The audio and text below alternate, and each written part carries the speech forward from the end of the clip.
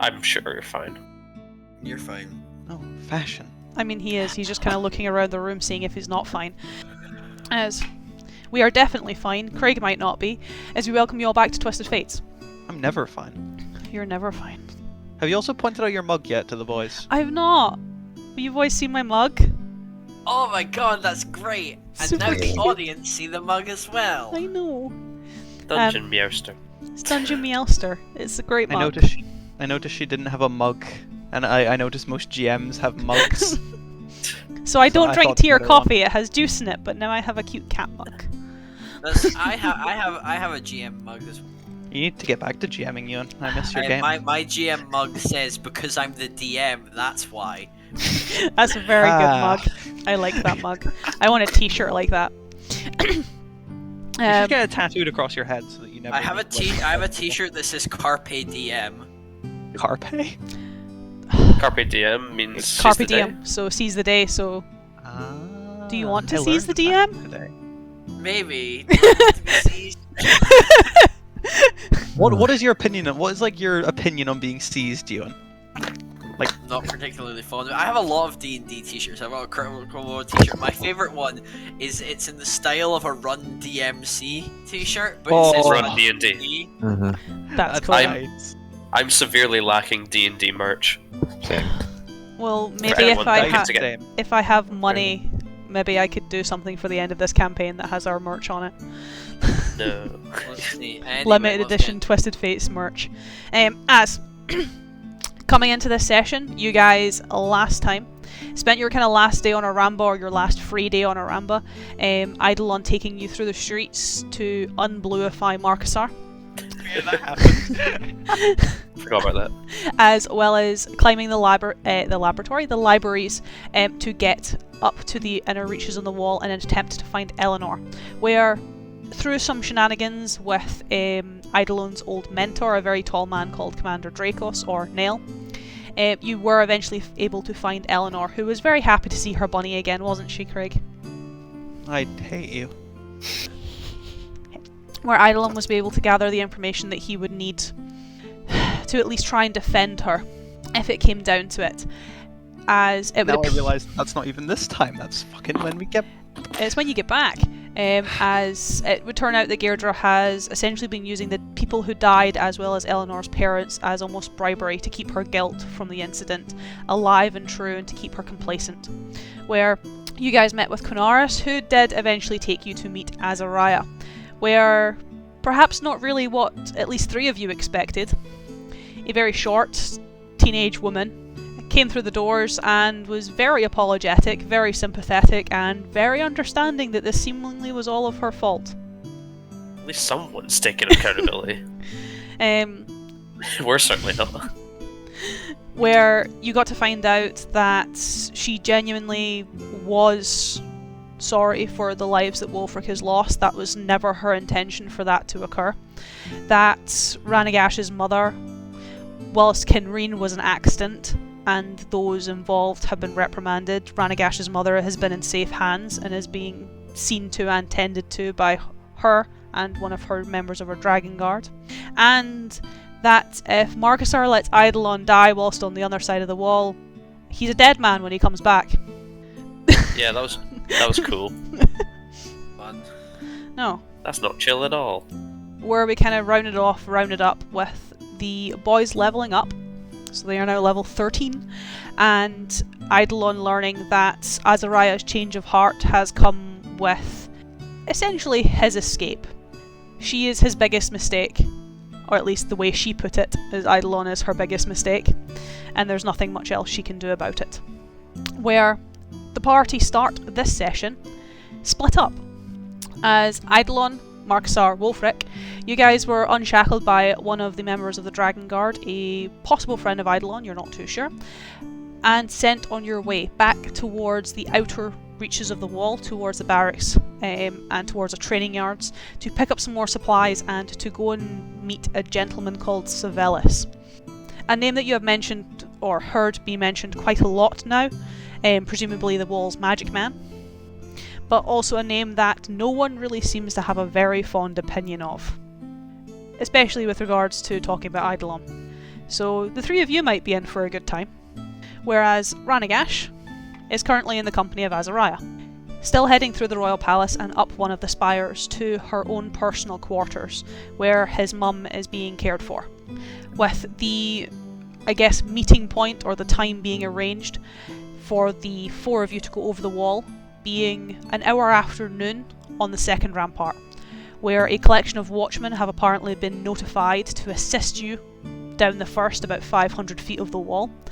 But then when you get onto the first rampart, you're kind of on your own after that. But that's not for just now. As for just now, we will join Ranaagash, because you're on your own, Matthew, so it shouldn't take too long. We'll join Ranaagash and Azariah and then jump to my other three getting the last of their supplies to head over the wall. As Ranaagash, she leads you quite far up this tower. It seems that her own personal quarters are almost at the top floor, but you can see that whilst this place is empty, there's no one else here, not even guards standing watch. There are quite a lot of bedrooms or study spaces here that just seem to be vacant. The doors aren't locked, they're not closed, it's all very open. You can see into pretty much every room.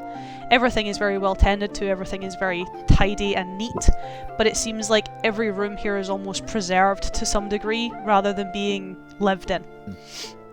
As, I guess unless you speak to her, she kind of walks in relative silence, leading you up the tower.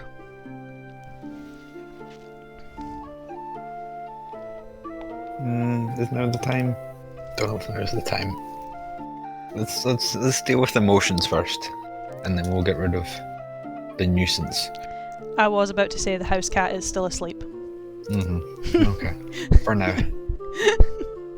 He's not perceptive enough at the moment. With an Is 8. Yeah, but for fun, is he more or less perceptive than I am? He's more perceptive than you are. Yeah, I thought so. He rolled a 3. Oh, nice. It's just he's not proficient in wisdom skills. Nice. As she kind of takes you up to essentially the attic space of this big tower, kind of pushes the door open, and a woman is in the room, not in armor, mind you. Quite a tall woman, maybe 6'3", 6'4", like pretty tall. Though not very broad-shouldered, quite narrow, with kind of dark hair that's been pulled back into a bun that seems to be leaning over one of the beds. You can see that she is wearing armour, not like the dragon, or not like the dragon guard armour, or not like the watchman armour. It is a bit more shimmering plate, but it seems to be a little bit more custom fit. A little bit more light, rather than being bulky and heavy, though you can kind of see why, as the sheath that is on her back is not for a sword or a blade or an axe, it's for a polearm. So she needs to be a lot more mobile. So it seems that she's kind of fitted this herself. As hearing the door be pushed open, she kind of turns around, stands up, kind of gives a bow more than a salute. Azariah, I didn't actually expect you to be done just yet. As her voice and pace kind of slows, as she obviously catches that you're with Azariah. As Azariah smiles, still entering into the room, not gesturing for you to come in, not giving you that pressure. It's kind of up to yourself whether you come in or not. She's not putting that on you. As she kind of looks up, it's alright, Niobe. I trust she's doing okay. And yes, she's doing a lot better. Still, it's early days in terms of keeping her conscious, but she's getting stronger. As Azariah kind of gives her a nod and goes over to the bedside. This is her son, from Kinreen. He returned with Daedalus, and given the current situation, I thought it best to postpone his trial, at least until he returns and does what he needs to do. As the woman almost looks relieved. Well, that's definitely appropriate given the circumstances, and I hope Savelis is being made aware that that is the case, because I don't want anything happening to him. She kind of, almost Azariah rolls her eyes. He will be fine, Niobe. Now, if you don't mind. And she kind of gives a nod. Yes, yes. And she kind of walks past, even with your lower past perception, you can almost hear this woman muttering under her breath, kind of like almost rubbing her cheek as she does so. I can't believe he came home and didn't even come and see his Aunt Lucy. This is actually ridiculous. As she kind of takes out the room, takes her leave, and walks down the steps. As Azariah doesn't stand or wait for you, you can kind of see that your mum is kind of lying in bed. She doesn't look much different than perhaps if she was sleeping at home. She looks very comfortable, she looks very at peace. The kind of blankets almost come up to her shoulders. You can't really see much of her injury, but as I said, Azariah doesn't wait on you to go over to her or stare at you as you're doing so. She kind of gives you almost leave and access to her room, where after dismissing Niobe, she goes over to her desk and sits down and starts fiddling with some papers. Obviously not leaving you alone in her room, because it is her room, but giving you as much privacy as she can without giving you free access to all of her stuff. Why didn't you just, like, go over and find a seat, like, as close to the bed as you could? Just sit there, not really say much, but probably have a little quiet cry to himself. Would you be able to give me a perception check whilst you're having a little quiet cry? I can indeed. I'm feeling this is... It probably I mean, you've got a 9, 9 and a 10, and I don't think they're going to do very much for your perception. I don't think there's a point in even bumping one up to a 14, because it even gets brought down to a 13. And I don't need it anyway, never mind. No, it's... I love how Ranaagash has got a -1 to fucking perception, and yet he seems to be the most perceptive character you've ever had. As obviously through your mum's injuries, through what had to happen to her, putting it bluntly, a lot of her body or her upper body got removed through the process. When you're kind of sitting next to her, almost just looking at her as she kind of sits and sleeps there, you notice that the way that the impressions in the blankets are made, it almost looks like her body is fully formed. She's probably maybe from like just above her elbow on the arm, the kind of arm and collarbone that was removed is still like the bottom of the hand and stuff's missing, but all that seems to have almost be there. It's not gone, it's not missing, it's not broken, or as whilst Markusar did quite a good job, it's not haphazardly put together. It looks whole, it looks tidy. Again, she's perhaps only missing her elbow, her forearm and her hand. The kind of shoulder and arm is there, the ribs are back. Like you can even see, as she's lying in bed, you can see the edge of her collarbone just sticking out from under the blanket. Imagine he kind of, again, just keep sitting there for a bit, keep that to himself, and then as he sort of, dries his eyes, he just sort of turned to the Azariah and be like, you have damn good healing up here.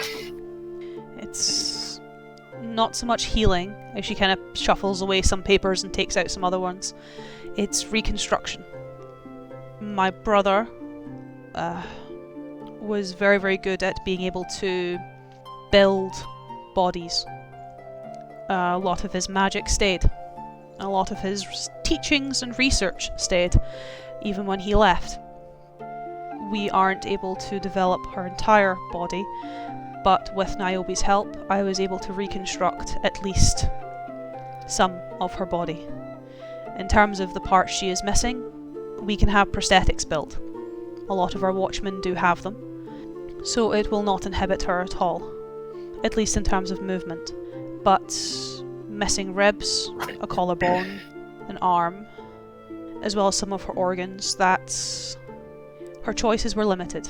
It was either she would stay here and receive constant treatment, which a lot of my council and my court would probably prefer, but at the end of the day, living here is still a choice. I would never force someone to stay here, especially in the states that she would have had to stay in. So I went after my brother's research to see what I could do. I would appreciate, however, that you don't mention to Eidolon that I have any blood relations. No one on the wall knows I have siblings. Now the only one that does know is Niobe. other than yourself. You might know already, I'm afraid. She kind of looks almost in surprise as she puts down several of the papers, and the creaking of wood, almost splintering of a leg of the chair, she kind of turns it round on its heel. How? Just to confirm, it was West Cross, right? Yes. The libraries Yeah, of West okay. Cross. Yeah, just making sure. Well, we met one of them in West Cross and the other. And at that point he'd reach up and bring out the book. Bring out the house cat. Let's get this over with. It's time to rid yourself of the voices in your head. Quite literally letting the cat out of the bag almost. I was about to be shocked and say one of them, considering very people won't even know that. What are you doing with him? He's no use to a... forgive me. A half-orc. He's not. But he's plenty used to a prophet. Prophet? Ah, divination magic. Then yes, he'll be very useful to you, as he is to me and to my brother. The book is not mine to take, but he is my brother. I believe he wants you to take him. He's been bargaining for the last while, since we were approaching Aramba. Sick of being a book, which I suppose is fair. I'm sick of being a bulwark. We don't always get those choices, Sinmaya. There she kind of laughs. Where your sleepy house cat does wake up, as a few pages of the book flick open in your hand. As you hear his voice in your head, though presumably you can assume that she hears it too. As he also kind of laughs, giving a low barrel chuckle. Yes, but you made this decision. I didn't get a decision to be a book. Beiro decided this for me. And she kind of looks at you and almost shrugs. Well, whether he wants to be a book or not, that's not my decision, really. As I said, he's my brother, but it's still your book. As you kind of just hear the voice in your head of, you know I'll do it, right? I don't have to scream anymore, but I can still ask. Please don't. My mother is sick and she also will hear you. She doesn't know. So I could ask and then she could ask you when you wake up. I could just make things really awkward for you, because then like I could say it and then she'd know, and then it'd be a subconscious thing, so she'd wake up and ask you anyway. In fact, she'd probably hear this conversation anyway, so... I don't have time for this. Sure you do. Have until an hour past noon. Well, that's until you get help. You could just fall off the wall like you did that tree. Falling off the wall would kill me. You survived the tree. And to be fair, I thought you were going to die with the tree. And so I will die with the wall. You even see at this point, I guess a very similar expression to yourself is on Azariah's face as she's literally sitting with her hand and head in her hand. You know, I would like to say that he wasn't that annoying in life, but no, he was that annoying in life. At least to the people he liked. So you have that going for you. Is this why Barrow didn't want him to be not a book? My brothers and I have incredibly powerful magic. Magic that this world has perhaps only seen once before. And you are going to be walking straight into it this afternoon.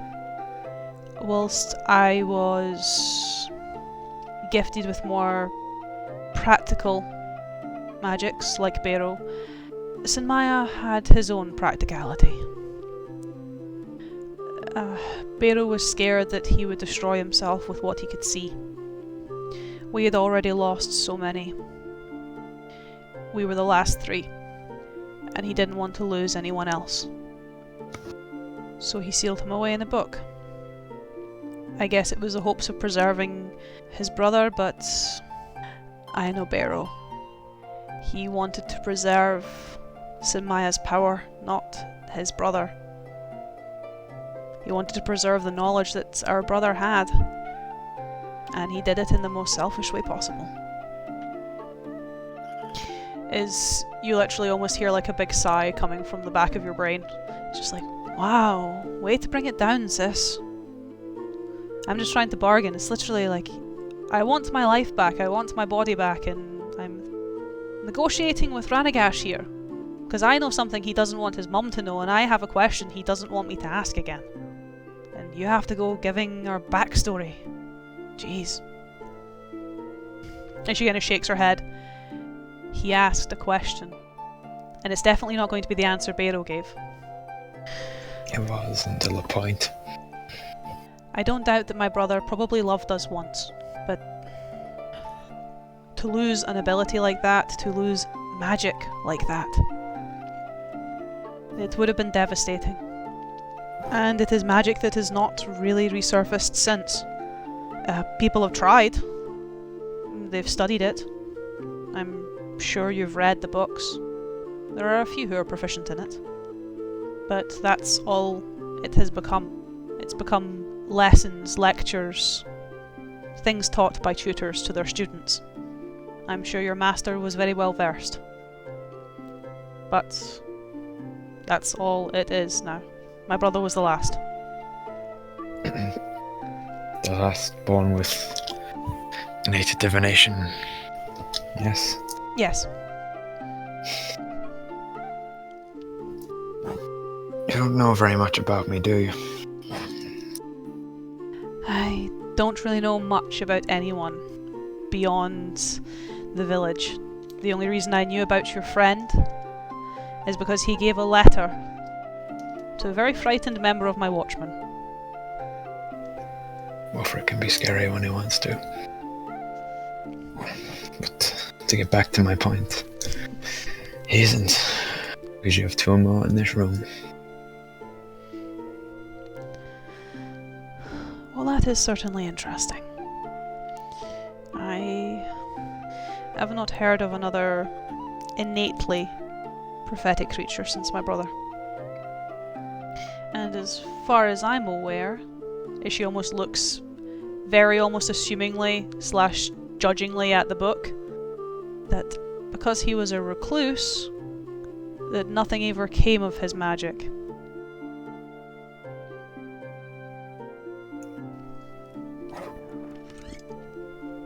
The book awkwardly closes itself. Then a cat turns around because it's done talking. Welcome to Twisted Fates, where we prude shame books. Yeah, he awkwardly closes himself, almost as if he's trying to back out of the conversation.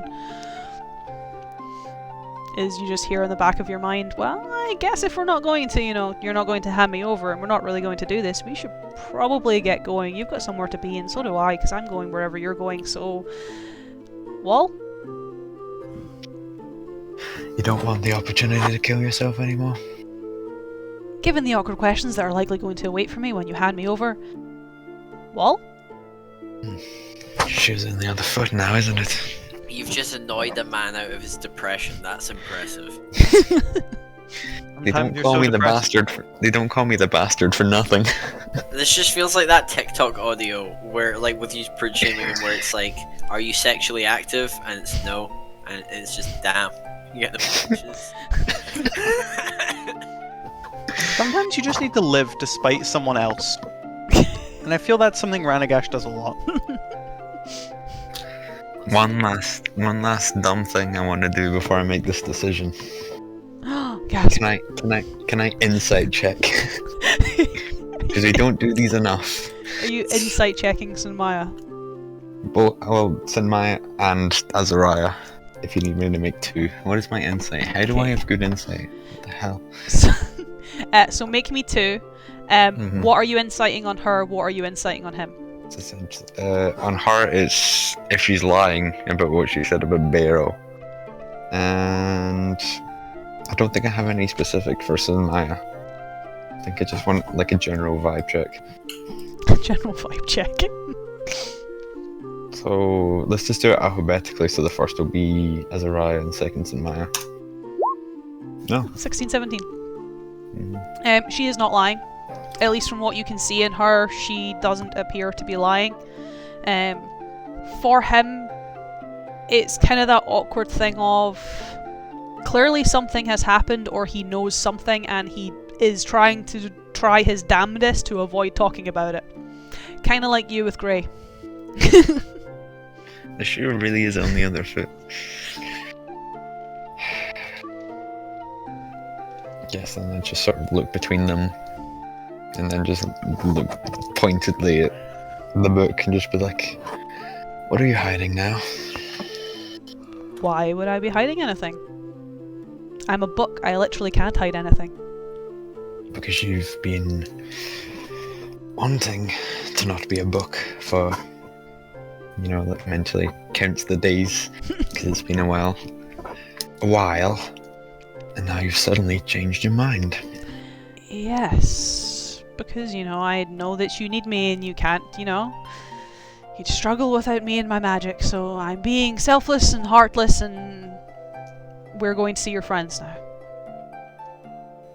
You really think I don't know a lie when I see one? You've been pretty good at missing them so far, so I don't see why this is any different. There's a limit to my obliviousness. I was hoping there wasn't. Continue. Wall? No. The question. I want to help you and your friends. Can you say that with a straight face? I don't have a face. You don't know if it's not straight or not. Can you say that in a way that makes me believe you? No. So what's the real reason? It's kind of awkward with my sister in the room.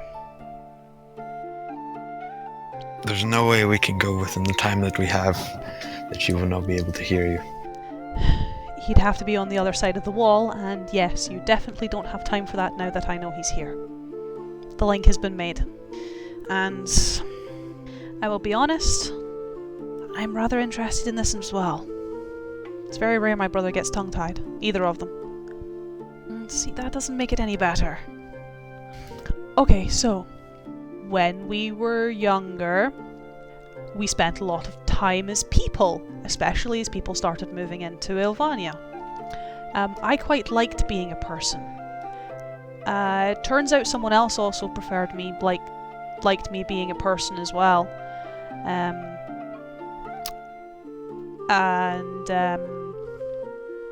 Well, one thing led to another, and yeah, this is getting very awkward. Is it getting hot in here, or is it just me? Are you... First of all, you're a book, so you have no sense of temperature. Second of all, are you implying what I think you're implying?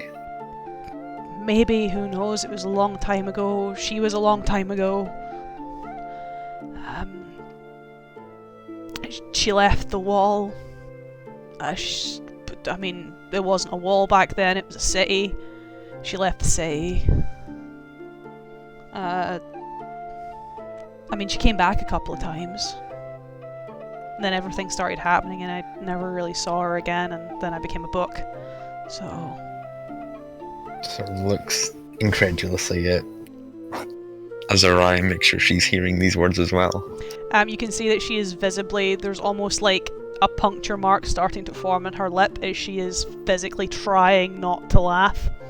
Like, it is a proper crease mark, is like she's obviously biting down really hard. Mm-hmm. Are you trying to imply that you might be my great, you get the point, grandfather? It's a possibility. Maybe. As she kind of looks, she almost, Azariah at this point has her head in her hands. I mean, technically it could make sense.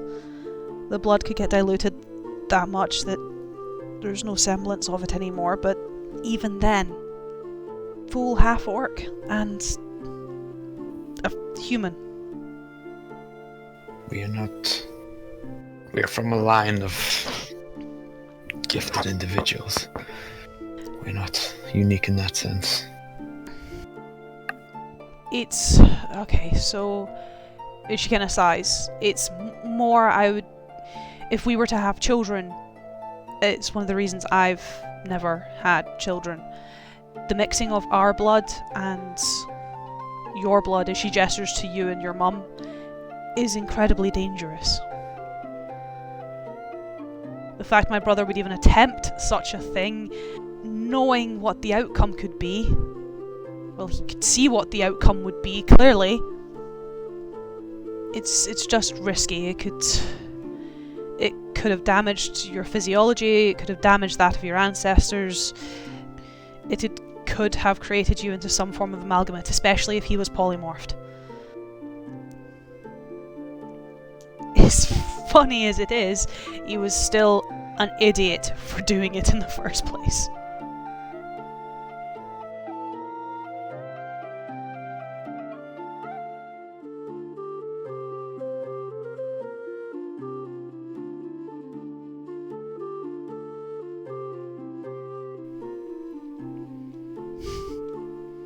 I can see the cogs working in Matthew's brain.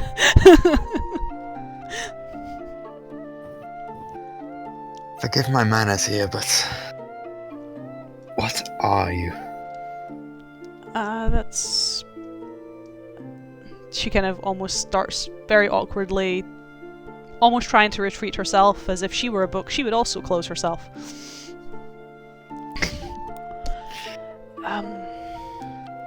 That's, a bit more of an awkward question.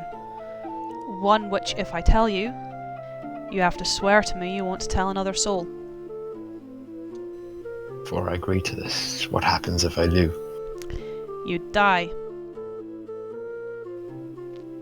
Take it you mean you'd kill me and not that I'd just... on the spot? Depends how close you are to me. Alright. So, a long time ago, longer before Ilvania, the wall, the mist, the blight, these regions, these plains, these mountains, were inhabited by dragons. We had several nests, the biggest of which were in these lands. Ilvania was built around the nest, and so, for generations, my ancestors, our ancestors, lived and thrived with mortal men. We helped them build, we helped them create. We gave them our magic to advance their technology. When the Blight come, we even fought by their side. It killed all of us. The nesting site was damaged, the eggs smashed and some stolen by creatures, monsters, to create the Northul, and those dragons which remained in the mountains were soon succumbed by the evils and ambitions of the mist and became blights themselves. When all was lost and everyone retreated, myself, Barrow and Sunmaya, we retreated too. I wanted to stay and help, I wanted to stay and fight. The founders of this place, they needed magic. They had one amongst them who I have never met another like him. He taught me all I knew and even more. But I wanted to stay. Barrow did not. He wanted to harness all we knew, all we had known, and keep it, collect it. Sunmaya was torn. Perhaps now I know the reason why. It was not long after that Barrow then put him in a book. But we three, I guess we two, are the last pure dragons. There are others, but they are contorted by this world now. Either by the blight or by magic. They are not pure-blooded anymore. They are not all dragon. They have bred, mixed their blood with other creatures, become half-bloods. Hence, it is curious that if you are descendant of my brother that you don't look like some half-winged draconoid. That's a lot to take in. No one else knows this. The only people who did, at least for myself, were the three founders of this place, and they have long since passed. My true identity is warded, protected. Nothing can scry me. I think with that, you just turn back to the now, I assume, still closed book. Yeah. Just one last time. Are you coming with me or not? Oh, well, she knows now, so she can't ask me any more. Well, she can ask me more awkward questions, but then again, so can you, so it seems we're at an impasse.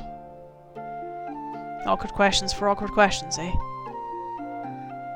I would very much not like to be a book, Ranaagash, but at the same time, I do know that my abilities and my powers are assisting you. If you were to hand me over, you would be lacking whilst over the wall.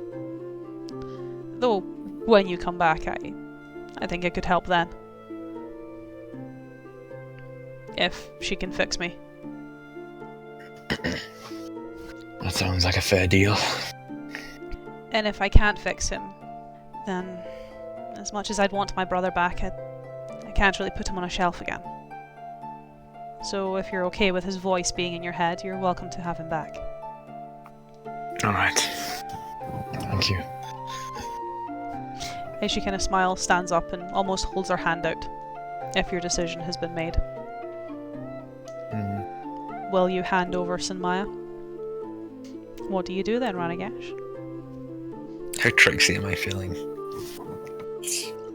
You know what the fuck? Fuck it, let's be a little bit reckless here. I think rather than like offering her the book, he just take her hand and like use it to get himself up. Unseated. Oof. Spite. Well, not spite, but... Not spite, but just... bastardly. That's the word. As she kind of gets up, you do kind of catch her off that a little bit wide-eyed to some degree, as she does seem to be very strong, though that's not unsurprising given what she's just told you, is obviously a very dainty small frame, with you being that nearly almost foot and a half taller than her.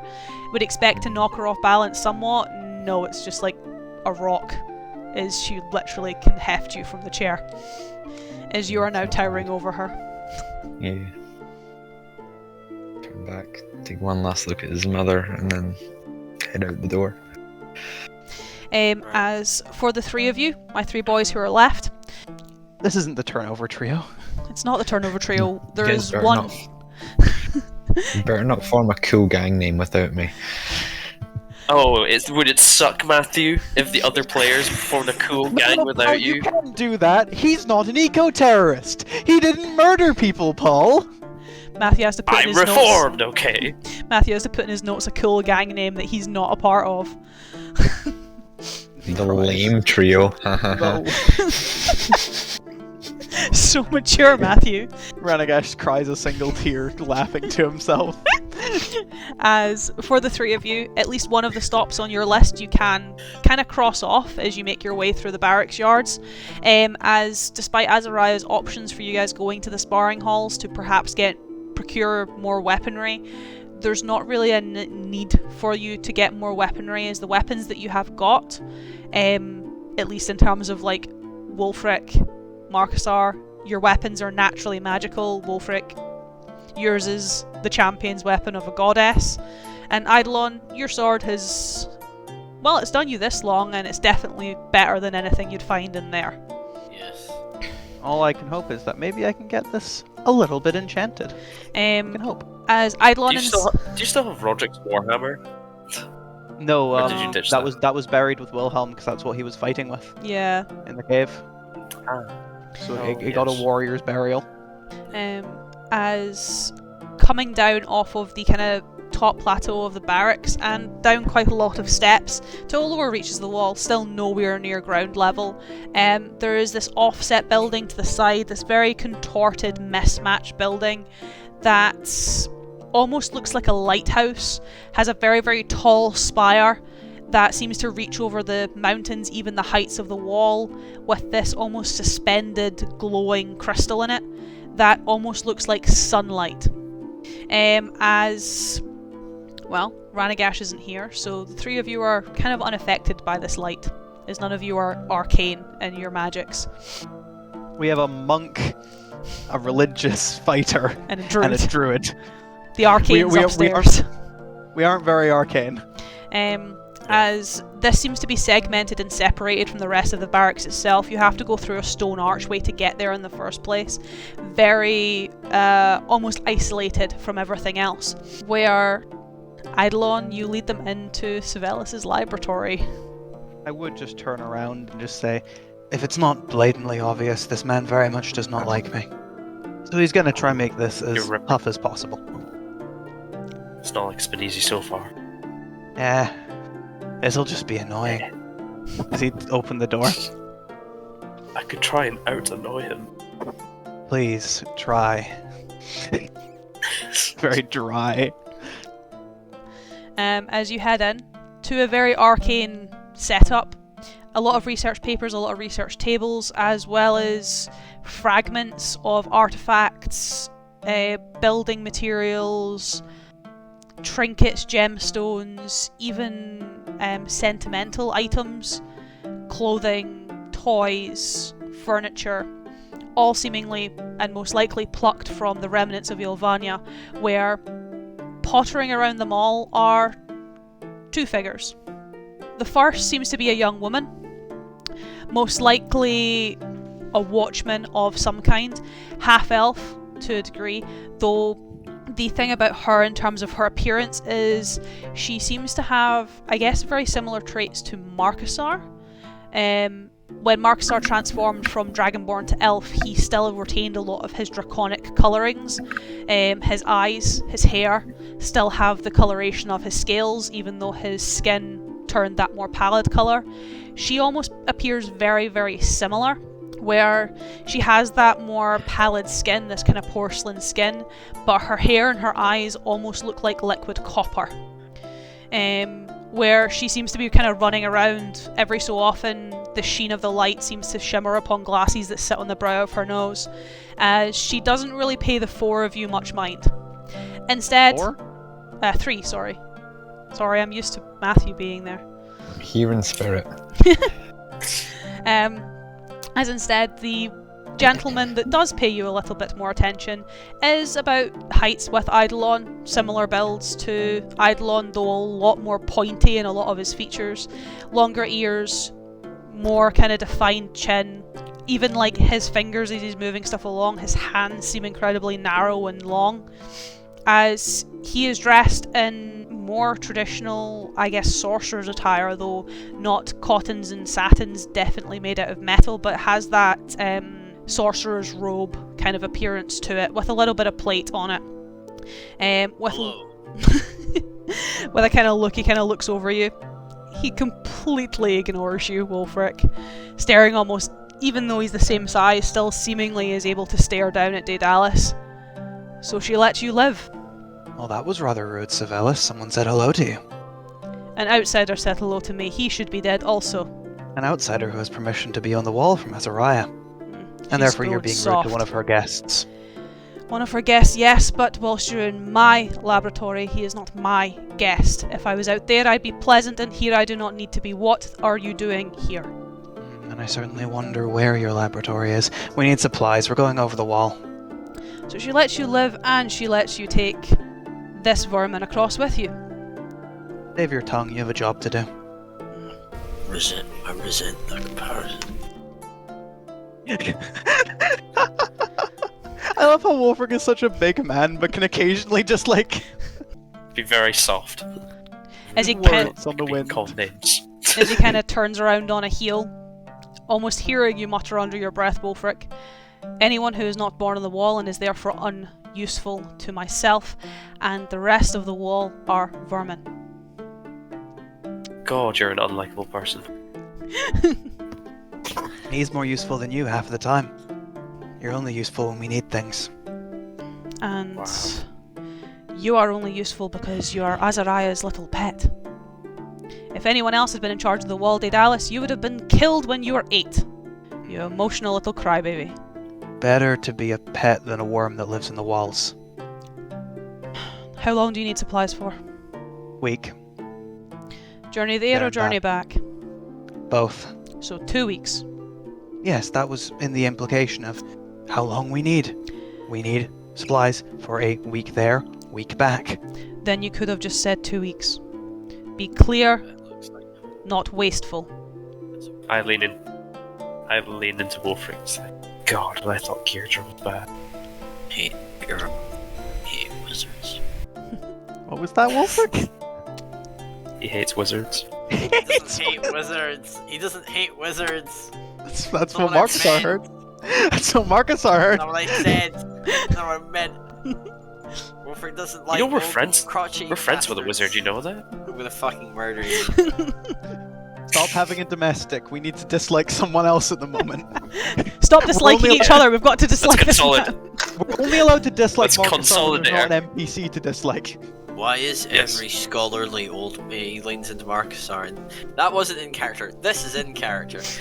Why is every scholarly old man we meet a massive bell end? Actually, no, that is true. Eidolon would turn around and just say, "Your friend was nice." He wasn't that old. Oh, I'm sorry. He turned back rather awkwardly.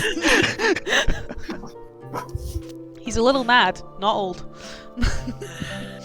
The madness is not dementia. The madness is him being batshit fucking insane. As if the woman who's ever running around, actually looks at them, Eidolon would just give a little wave. She gave a wave too. And then she kind of almost see the elf look at her in the corner of the eye. You almost see it dart, and she kind of ducks under table and moves, and then reappears somewhere else in the room. You know you're to stay away from her, Daedalus. Eidolon just puts up his hand. I've waved. I can't go to prison for waving. Now, if I was correct, your supplies are upstairs. As he kind of looks at you, almost cocks his head. Daphne, get him what he needs. Wow, you are severely unpleasant. I am pleasant to people who are pleasant to me. You have never been pleasant to me. You know, I feel exactly what you just said could be said by me and it would lose no fact. You tried to have me killed when I was 10. I started with a pleasant hello, and this guy treats me like I shit on his floor. He treats everyone like that, Wulfric. It is not special nor reserved for you. Who hurt you? This is what Ranaagash missed. Just the three of us insulting an old man. In character. Who hurt you? I mean, if you're being literal, the same person who put that mark on your arm, but... A lot of scholarly tomes around here. You ever considered investing in some self-help books? Wow, you know a lot of magic. Why not use some magic to get a fucking life? This is Wow, you're really skilled at magic. How about you magically get yourself some fucking therapy? As he kind of stands, almost looking at the three of you, takes a few steps, turning on his heel. Try not to touch anything until Daphne returns. I pick up the first thing on his desk, or table, whatever it is, like this. Markusar? Give me 2 seconds. I need to check. No. Oh, Keep he's going. casting a spell Oh shit. on you. Markusar, keep going. If he tries to assault you, that's against the law. You're about to get fucking Wait, wizard. that's illegal!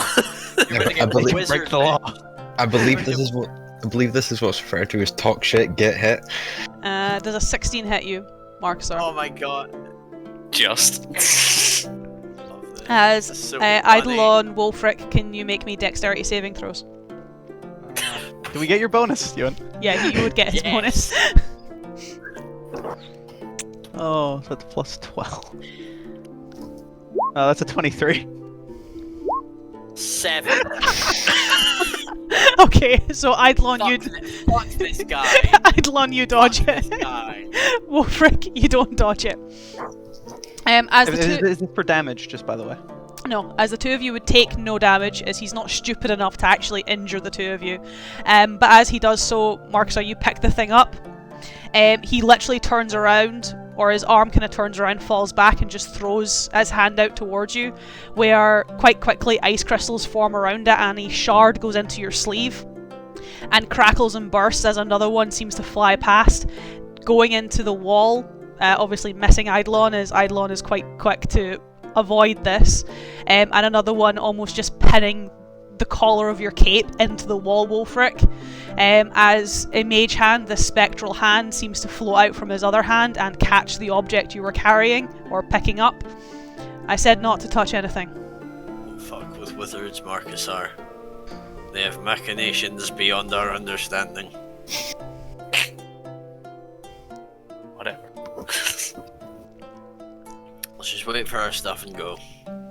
We're legally not allowed to have fun here, apparently, so... And I am legally not allowed to harm you, but here we are. I mean, that came pretty damn close. You know, I could still get you in court for this, and probably charge you on reckless abandonment of people on the wall, which means I could still have you away for roughly 2 years. There's 3 witnesses. You two don't count as witnesses. I have eyes, don't I? You're also vermin. Vermin count for nothing. God, you're a spiteful, hateful little individual. And you are an annoyance that I would prefer to be dead. But here we are. Why wait? Trying to have a sound. Okay, Markusar, you're going a bit far now. Markusar, shut up. Markusar, shut up. Hold me back, Wulfric. Hold me back. This guy is trying to help us. Please do not piss off the wizard more than you already have. I don't know if I want his help. We're going to be this rude about it. We Markusar, need his help. Markusar, you will die without his help. The only reason he's helping us is because he's legally obligated to. Markusar, I'm begging you. Death means nothing to me.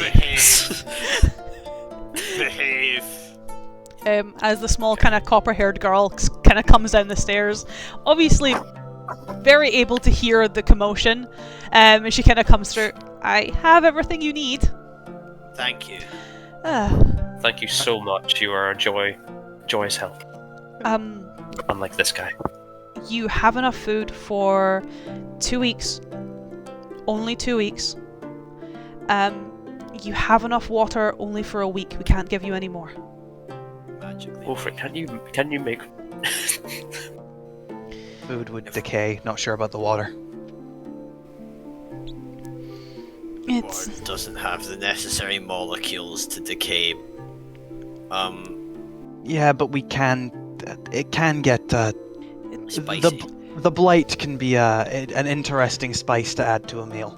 Right. If you have... As she kind of looks at you and notices your axe, if you have holy abilities, if you're able to bless water, the water I'm providing you with is holy water. I can do that. It fights off the infection, so you will be able to drink pure water if you can bless it. It's a technique we learned from Sierra. It seems to work, but obviously we can't give you lots of water to carry because that's going to weigh you down. I have given you enough food, as well as some basic medical supplies if you need it. I hope you don't, but if you do, it's in there. And I can also cast healing magic. It's a last resort. Thank you very much for your help. And she kind of like awkwardly shuffles the bag across the table and then awkwardly backs away, kind of as she does so, giving you another wave Eidolon. Take the bag.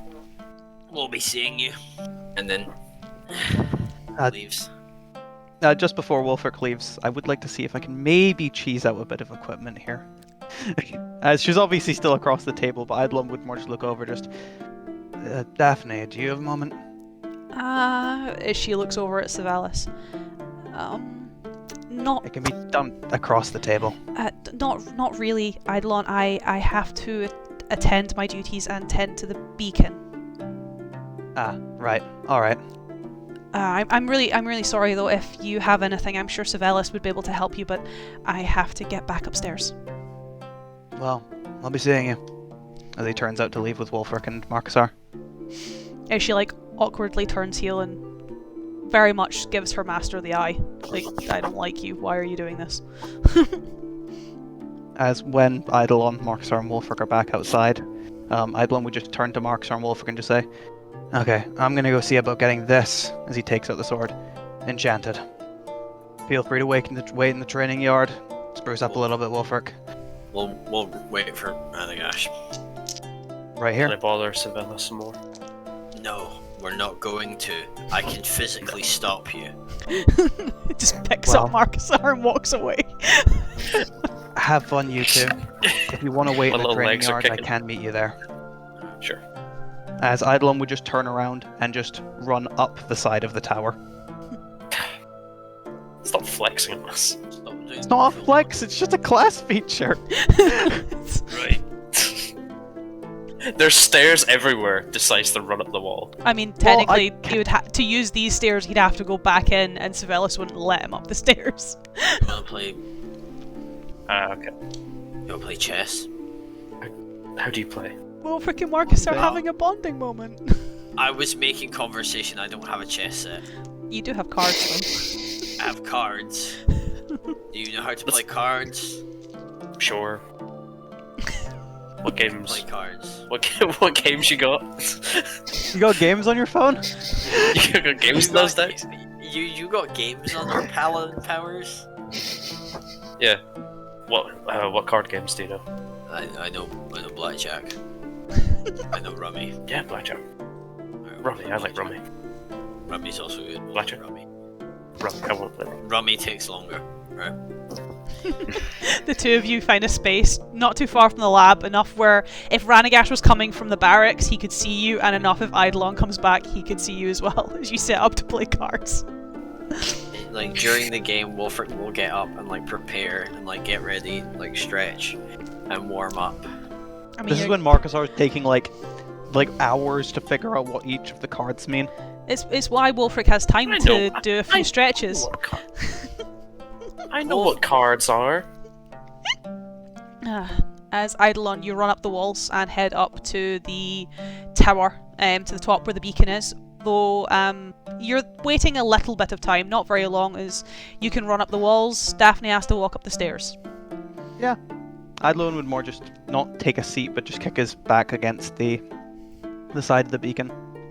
As when she kind of comes up, she kind of almost throws her fringe out of her face. Seeing you sitting against the wall, kind of comes over, bends down, and kisses you on the cheek.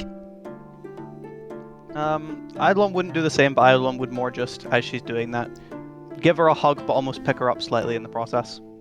I honestly didn't think you'd come to see me. It has been a very long time. Yes, and you're technically not allowed to see me. I know, but heading over the wall, you heard. Thought I'd ask for a favor. Not here on a social visit, sorry. Yeah, I don't get social visits from you anymore, not since the list. I noticed.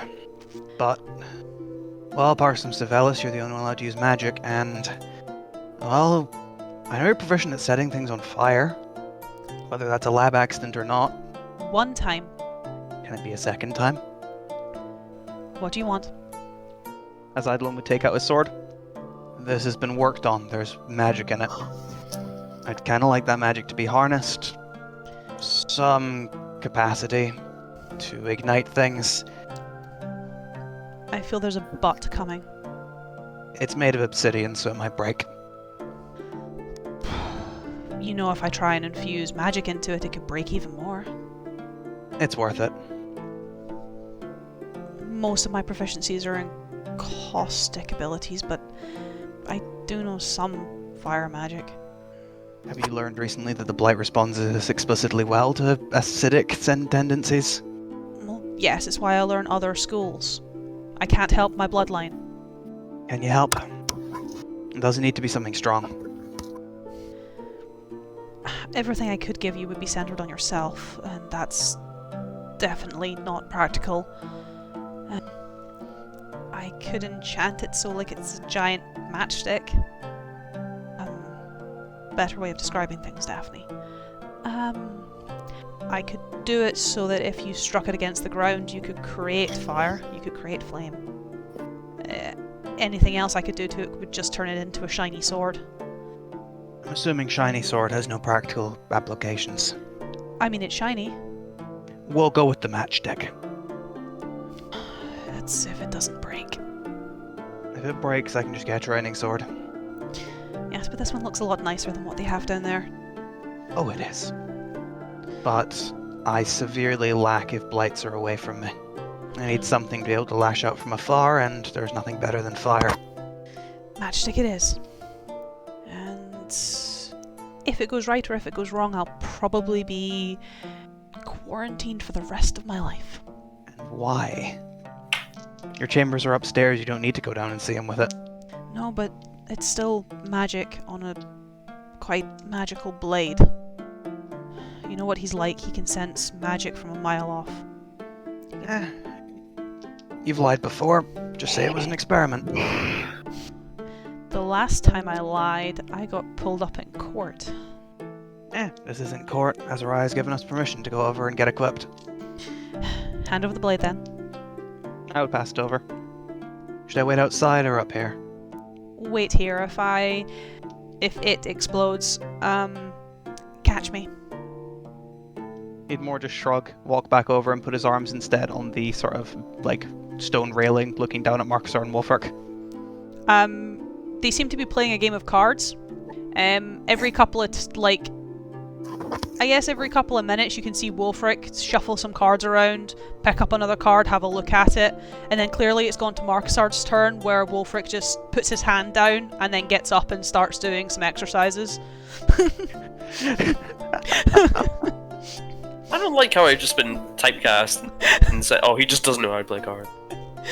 I made it as a joke, Em made it canon. Me and Dorholland definitely played some cards. Oh yeah, 100%. And I probably definitely lost all the time. But you played. That's the point. But I played. As I need to roll some dice. Oh! That's pretty good actually. As the smell on the tower starts to, I guess, it smells quite fresh, quite almost floral up here. It suddenly turns almost quite rancid, though that's not to be unexpected. A lot of the ways that Daphne channels her magic is through her bloodline, so having that more caustic brew tends to leave that more acidic smell. As if you ever go over or turn to look at her to see what she is doing, she's almost running her fingers across the metal of the stone of the blade, carving into it as she does so, almost using the natural acid to carve a collection of runes through the blade that, at least when it gets to the point, to the thin, it does chip ever so slightly, but it never cracks, it never breaks. It almost, it just flakes some of the shale, some of the loose stone that was been tempered in by dragonfire. He would be watching Wulfric and Markusar for a while, but eventually when he realizes that he can't really, even with high passive perception, he can't watch the outcome of a card game from up here. No. He would turn back around and watch the enchanting process. As once the runes have been carved into it, you hear her muttering under her breath, where it is likely arcane magic or arcane language, you're not too sure. Eidolon's not one versed in languages.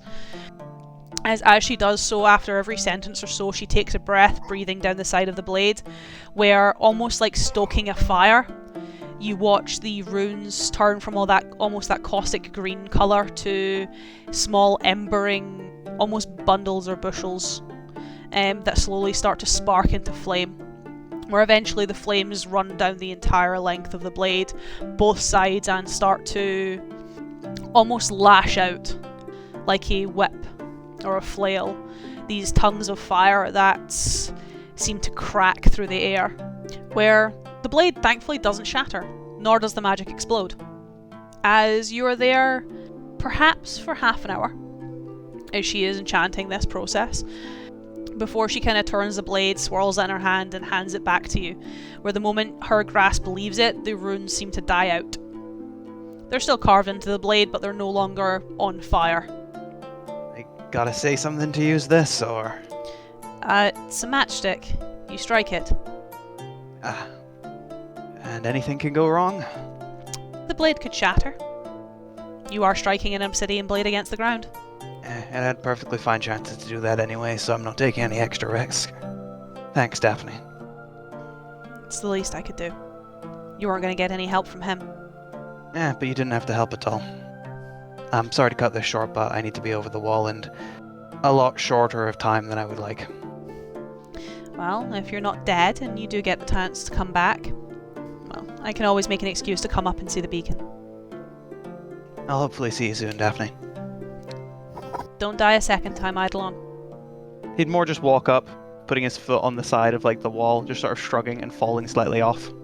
Slow fall, running down the wall. As with your new blade, if you do strike it against the ground, Eidolon, you cast Wall of Fire. Wall of Fire? Obviously, I'm expecting like Scorcher. Obviously, you can't choose where the wall appears from. It will always appear from you, but it will go in any direction that you choose from you, starting from you. I was honestly expecting like Agonazar's Scorcher or like Burning Hands. I will take Wall of Fire. As the four of you are reunited, it's packing up the cards. And it feels so good. As packing up the cards, Ranaagash appears coming down the stairs, and Eidolon appears climbing down the walls of a building. As the four of you are in the courtyard of this upper rampart, where the second rampart's not too far away. Right, lads, let's get going. Who won Rummy? Both of you give me performance or sleight of hand, whichever is better for you. That'll be sleight of hand for me. Which makes it sound like I'm cheating. Oh which I don't no! appreciate. I don't think the Heart of the Cards was with Wulfric. No. Heart of the Cards was not with Wulfric. It was with Markusar. It was with Mark. All that time spent on his turns was worth it. Markusar took his time, but he won the card game. Yeah. As Coming down, the boys would be able to see the sword, the embers that the sword was giving off, as you mentioned before, are still flickering a little bit, though they're fully gone out by the time he gets up close to you guys and has sheathed it away. Is it time to descend? I think it will be. Right, let's get going. Let's meet these guards who'll take us down. Ranaagash, everything okay with you first? Mm-hmm. Yes, Is your mother okay? she'll be fine. Eidolon more just shrugs as Ranaagash clearly doesn't wish to say any more and starts leading the boys away to the rampart. as you follow an internal staircase going through some of the insides of the wall before coming out onto the second rampart, where exact numbers, because I needed them for this session to work out damage, you are about maybe 13,000 feet off the ground. No, sorry. 13,000? 1,300. I correct myself. I was about to 1,300. say, I don't even think. I was about to say, I think Everest is like 28,000. So, I think this is about half the height of the tallest building in the world. yeah, no, the tallest building in the world is Burj Khalifa, which I think is Oh, that's 4,000, isn't it? That's 4,000. nearly 4,000, I think. It's either nearly 4 or nearly 3. So is this us on the second We're about rampart? 400 meters up. We're 1,300 on the second rampart. Yeah. And we're being led down to the second rampart or to the first? You're getting help getting from the second to the first. As there is a group of watchmen, kind of slightly off. You can see that the drop is... There's no slant, it is vertical. As the group of watchmen that are there come to meet you, there aren't any faces amongst them that you know, Eidolon, at least not to begin with, as these seem to be quite young men that are seemingly affixing some ropes to the wall, almost some anchors to at least give you some assistance for the first drop, where you're not too sure if they're male or female, but they seem to be almost commanding this area, commanding this troop, before obviously catching the sight of the four of them, or the four of you, and even as they come over, they're kind of braided silver hair and kind of lighter coloured eyes, the more sort of slender builds, quite clearly more elvish than not, still confuses you to whether they are male or female or neither, at least by their own persuasion. As Okay. That took me a second. Eidolon, you would obviously recognise this as Volanthe. It took me a second, but then you said androgyny, and I was like, okay, Yeah. yes. Here's the them, they. As they come over. Well, I certainly didn't think I'd be letting you down anytime soon. And I'm certainly perplexed to see you in a captain role. It's not really captain-y. They just couldn't get Quinaris down from his desk to let you down here, and I wouldn't, well, at least not of late, miss an opportunity to see you possibly get tangled up. Oh, ha. How's the wife? She's alright. Can't complain.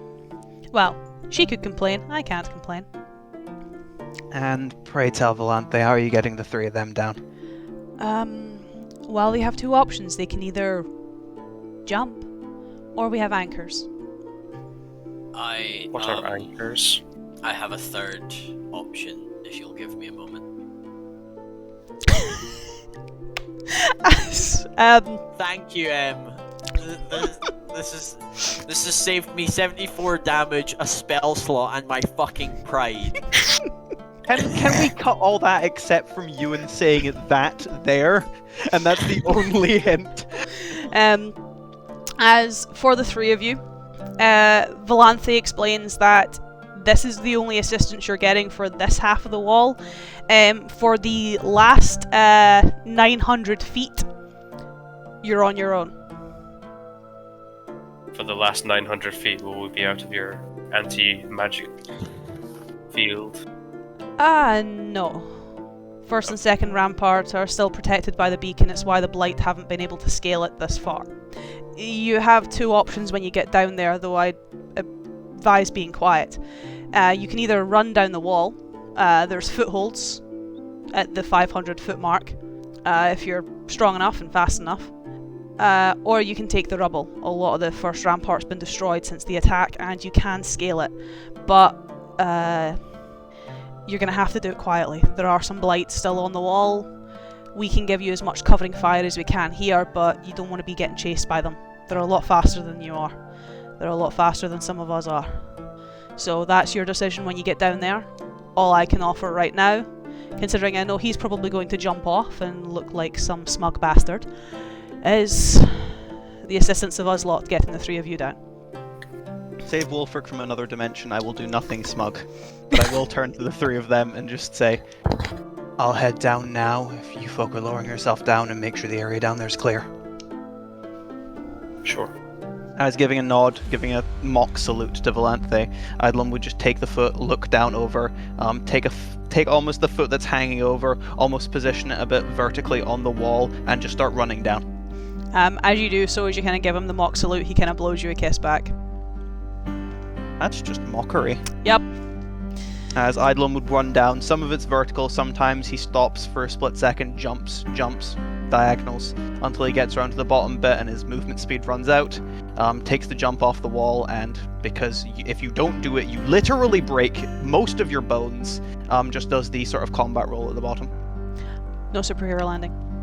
Well, no, superhero landings fucking knees. kill you. When you run down a 900-foot wall, remember to bend your knees at the bottom. As for the three of you who are obviously using the anchors, can you give me athletics checks? Oh. You know what? I'm not This good at is these. a good time for funny divination wizard. I mean, you and Paul might do good from it. Yeah, I will. Oh, Paul already rolled. Yeah, it's fine. I could give him a +1 to that.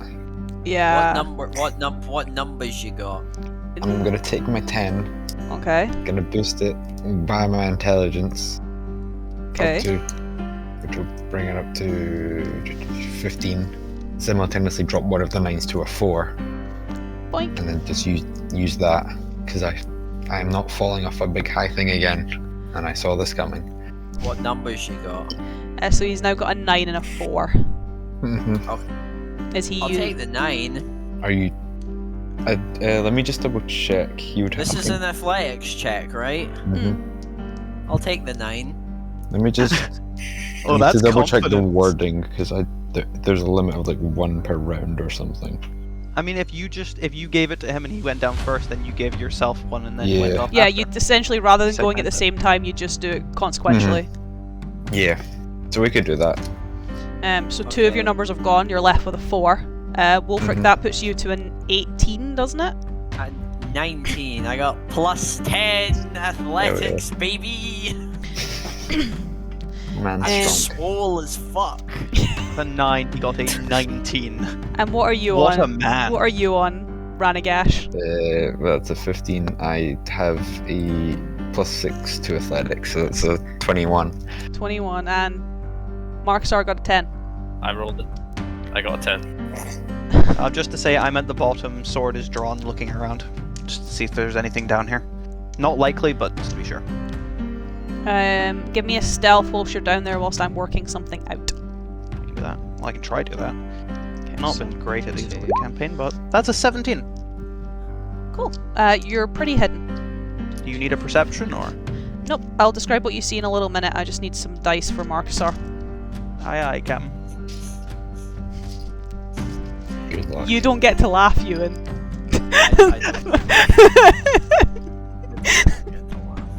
Ewan has been told for the rest of tonight. He's been. I got a grace. I got a grace. Mm-hmm. I should be thankful. So it's 2, 5. She didn't have to, technically.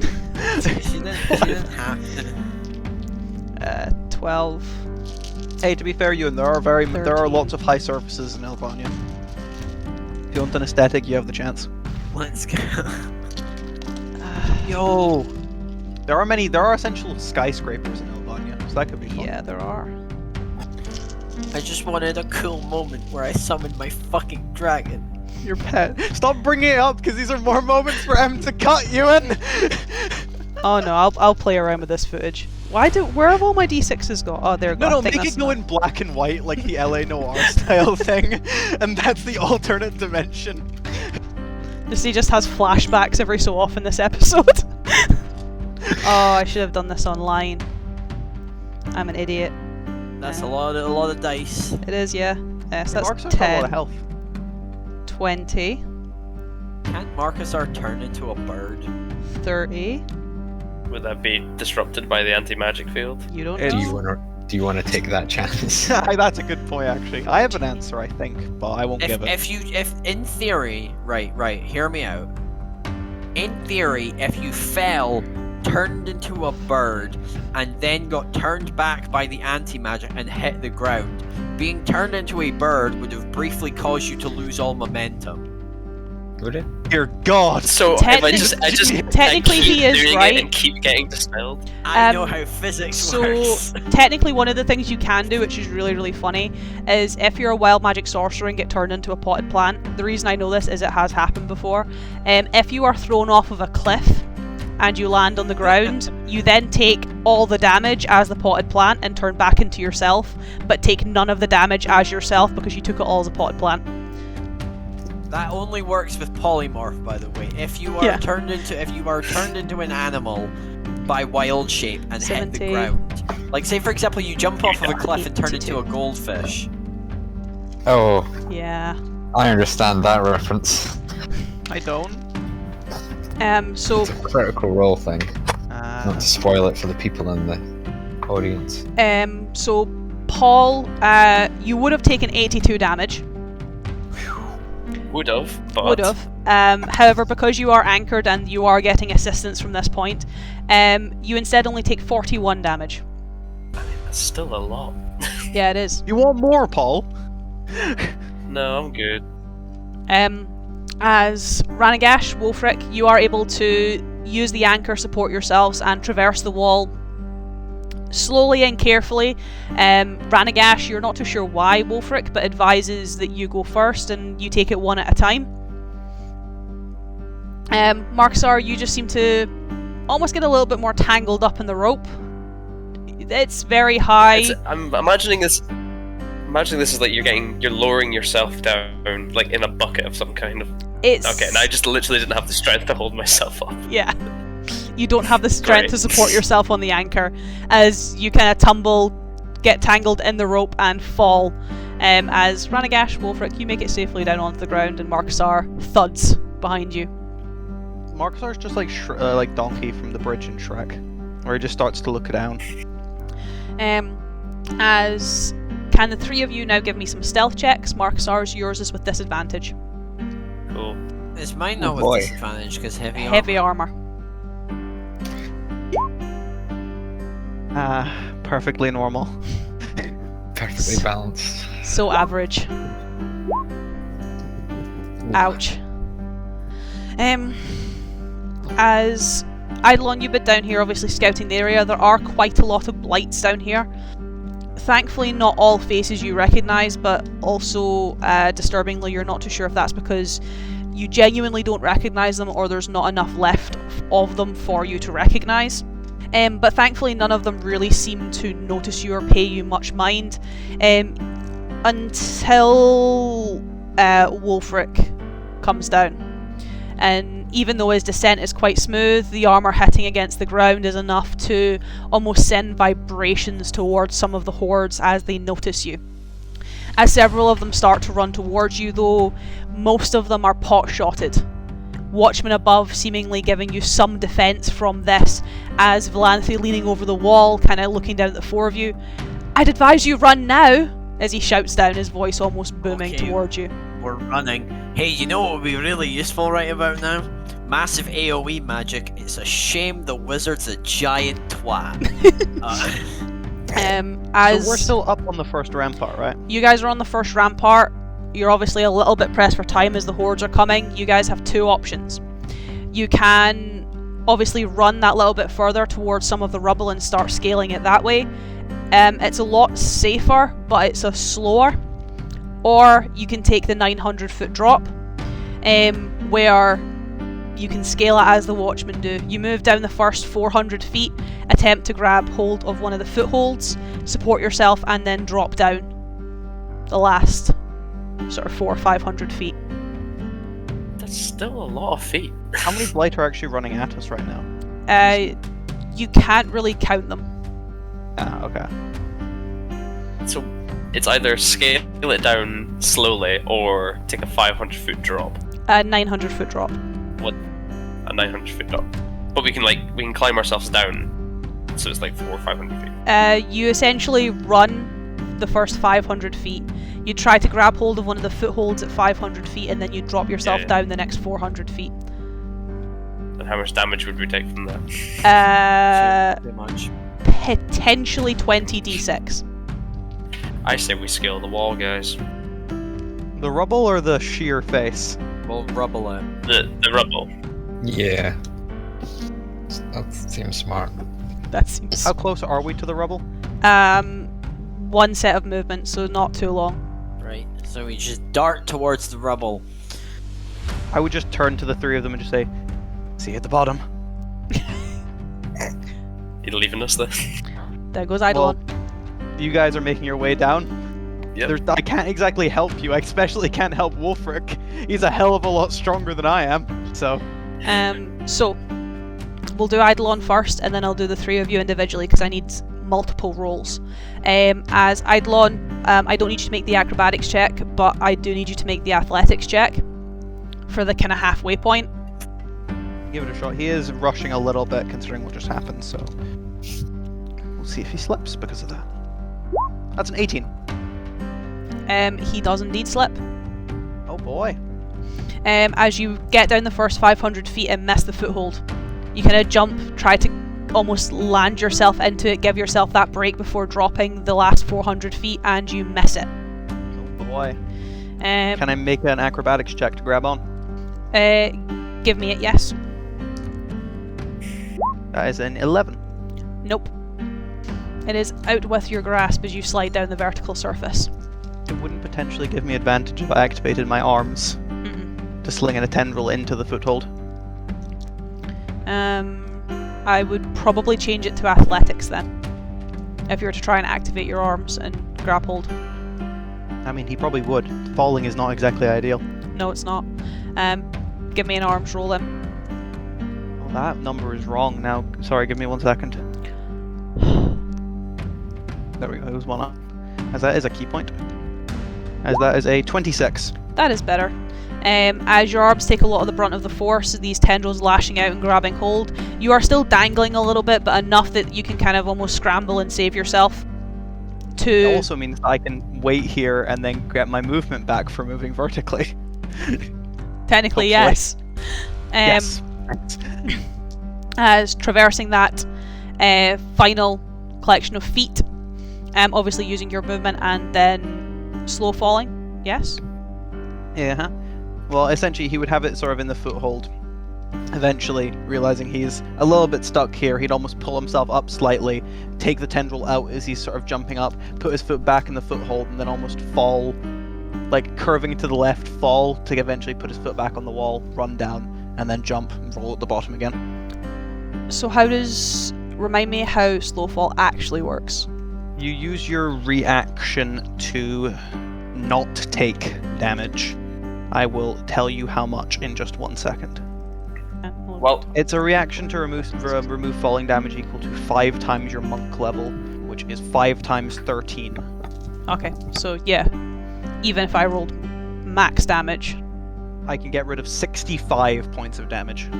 As Eidolon, I will give a roll. 65, yeah? 13 times 5. 65. No, that's not right. No, that's not right. Yes, it is. Yeah, 65. yes. So you take 0 damage, as I rolled 55 on dice. Cool. I negate all of that. As you are safely at the bottom, as I throw more of my dice on the floor, which I'll need to find for later. Going around my square, Ewan, I need you to make me 5 athletics checks. Okay. A lot of chances for something to go wrong. Athletics check number 1. 21. Pass. Ooh. Athletics check number 2. 12. That'd be a fail. As you kind of slip and skim, I'll take a note of a little bit of damage as you go down. Third. 23. That a pass. And finally is 29. Pass. So you only take 1 load of damage, which comes out to 14.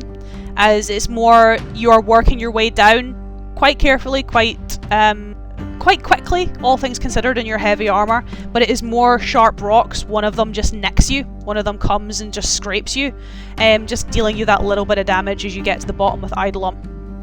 I would like to imagine that the reason is because Wulfric can't move out of the way that he's gone. I'd like to imagine as he was running, he's taken 2 hand axes from out his side. He swung over the edge, sunk them into the side, and just. That's strength to carve into pure rock. As Matthew, it's your go. You're my next box. Oh no. Okay. This will be interesting. So let me just double check I have this number right. How many athletics checks is that, Em? I have 5. 1, 2, 3, 4, 5. This is rapid fire. Oh! Hey! Hey! 20. So you will take 2 damage, or 2 of the damages, because 2 of those are fails. Well, 3 of them are fails, but I'll use the nat 20 to counteract one of your fails. So that is 27 damage total. 27, okay.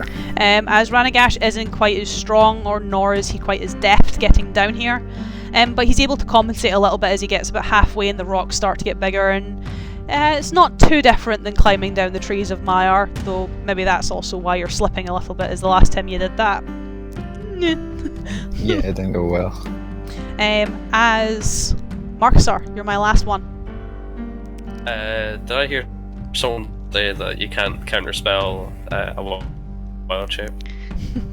You cannot. Markusar know that. You cannot counterspell wild shape, but you don't know how your wild Would shape Markusar? works. That's a good point. So 5 athletics checks. Yes. If you were a druid that used your wild shape more frequently and actually knew what your wild shape was, or if you had asked your dad what your wild shape was, I would have allowed you to have that knowledge, but you did not. You've only used it once, and you even admitted that you don't know what it is. Yeah, I'm a bad druid. So 5 athletics checks. Yeah. Oh no. The first. That's a pass. Second. That's not a pass. Okay. Third. That's also not a pass. It's going down. Fourth. That's pass. Final. That's the one you didn't want to see. Hey, that's only 2 fails. Like a 5? With a +1? That's 39 damage. 39 damage. Gee, I'm not looking great, boys. As Markusar ends up almost bouncing down some of the rocks. It's maybe out of panic, you're not too sure. It's not the most graceful descent in the world, nor is it the deftest, the elegantest, or the strongest. As even with a little bit of damage taken, the 4 of you are now at the bottom of the wall. You are now in the mists of Ilvania, though the hordes have not stopped. As you do not get a moment to catch your breath as they start to chase you into the mists, giving you that little bit of time, I guess, to run away. And giving us a little bit of time. On the rampart. Well, they're also down here, Craig. You're literally in their home. I know. It's just the way you described it made it sound like they were coming from above us. Well, they're coming from above, your left, your right, and all over at this point, because this is literally where they come from. We're out of the frying pan, Craig. And into the fire. Well, into the mists, into the Literally, you're decay, about to into say the something? death. What? You were about to say something before I interrupted you. Yeah, you were. We're gonna go on a quick break so I can get some more juice. Aye, aye. Cool. And I also need to set something up. That's a threat. I'm gonna have a cup Maybe. of tea.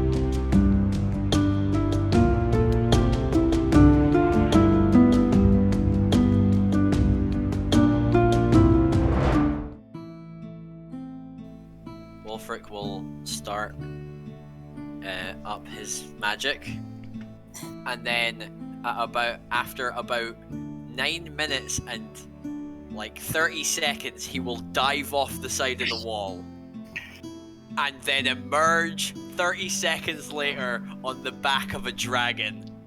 Does as not he look. casts Find Greater Steed to summon a dragonelle. Oh no. I'm about to take damage. Wulfric looks very spectacular. He looks very great. Then all of a sudden you hear a crackling noise. I don't like that. The giant No magic on the wall. the giant suspended crystal that the three of you saw from the beacon I'm gonna seems fucking murder this guy with my bare hands. seems to I start think that's a counter spell. seems to start fizzing and reacting where a bolt of lightning seems to jump from the tower and strike the heart of poor draconic Snapdragon. Is it's dispelled? Is that the first time comes something cool's been blocked in this game? I actually think that's the first time do some... cool shit, fucking can I? Because he's a cunt. That's the first time. I was about to do a cool's thing. been I was about to cockblocked. do a thing, but then it would have been counterspelled. Damn it. I just cock-blocked you. I thought I did it purely because I was under the impression that it would only counterspell me if I did arcane magic. It's magic. I was Magic. fully under the impression. I'll be honest, so was I. So, It's why So, it's why Sierra was so worried about turning Markusar not blue, because her magic, whilst he can't charge her for doing magic because it's divine, he's got no authority on that. He can still dispel her magic. He can still affect it. It's why she was so scared about unbluing Markusar, because he could still detect that she's been using unsanctioned magic. Do we kill the old wizard now? I feel like Can I I should leave just that. not have done that? Can I have assumed that I would have known that? What? 'Cause that's really pissed me off. I had a cool moment planned, and then fucking Fartbag McGee over there with his fucking no fun laser. There's no fun laser. Fuck him. I hope he gets hemorrhoids. I can't Fix that quote. with magic, you old Can't bastard. quote that. I feel like such a dick. I mean, I am a dick, but I feel like such. Just I in want to character. have presumed that Wulfric would have known that. Can we cut this from footage? Do we strike this from Fartbag McGee and his no fun laser. Was it anti-fun or no fun? It was this fucking no fun laser. No fun, my apologies. You and I'm sorry if this is like offensive, but you're funny when you're angry. As for Ranaagash and Markusar, Oh no, did that actually happen? I mean, I don't think it'll drop Wulfric, because it's 74 damage. I'm gonna kill myself. I'm actually can't fucking believe it. I'm in fucking disbelief. That has pissed me off so much. Who are you pissed off at? Are you pissed off at M or the character? I'm pissed simultaneously fucking both. I was fully under the belief that this would just affect arcane magic. I was fully convinced because you said that we didn't have any kind of reaction to it because none of us had arcane magic. It's done now. It's done. Let them. Ewan is not. Ewan's gone. He's having a heated gaming moment. He's having a gamer moment. Oh, get out of my room.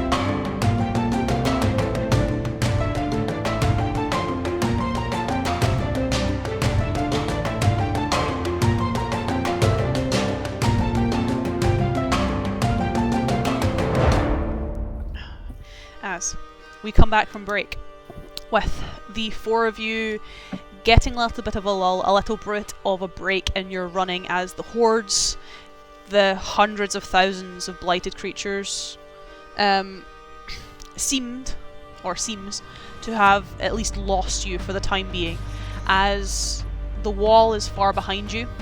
You no longer have that grandiose presence looming over you. You are now, well, a bit lost in the mists of Ilvania. We can see each other, I presume? Yes. Am I able to talk to them? Yes, you have a little bit of a break. You don't have to run for your lives anymore. As I turn to the boys. If we run into the wastelands, we're That's us dead with the from the boys. hordes. What? Paul said something, and I have no idea what he said because I was talking. You said I turned to the boys, and I said, "That's us. We're the boys. Yes, you are. We're the boys." You are. Yes, yeah. If we run into the mist, we'll meet hordes and die. Where do we run then? Well, that way is to Ilvania. We need to head to the right. The mountains are unscalable over the top, but that doesn't mean they don't have ridges, edges we can walk along. Gives us the chance to, if any of you have magic, to help our transport a bit easier. We can prepare them there. Oh, and all magic is applicable now. So as much as we're away from those hordes, we need to stick to the mountainside for as long as possible. The blights don't really come close to it because they don't really have a purpose to. I say we do that. As instead of heading straight forward, Eidolon leads the boys quite starkly right, as that's the mountainside that actually... Yeah, that would be the mountainside that actually wraps loops around Ilvania. So you start obviously taking them through there rather than just taking them in a direct path, keeping them quite close to the mountain's edge. Well, yeah, the blights don't really go there because since they can't go over, they just stick to their territories. Also, Eidolon would say, if we run into a horde, we're not just dead because, well, there's too many of them.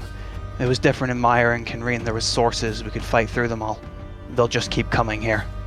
Not only that, the more that see us, the more chance Gaerdrah knows we're here, and the more eyes Gaerdrah has on us, the less chance we have a drop on him. So if we find one, we do not fight under any circumstance. Ranaagash, I know you can teleport, so find yourself a place to warp to, get out of sight. Markusar, I don't know what you can do. I can Think on it. I can Wulfric, figure it out. Yes. I know you've got your companion. Snapdragon.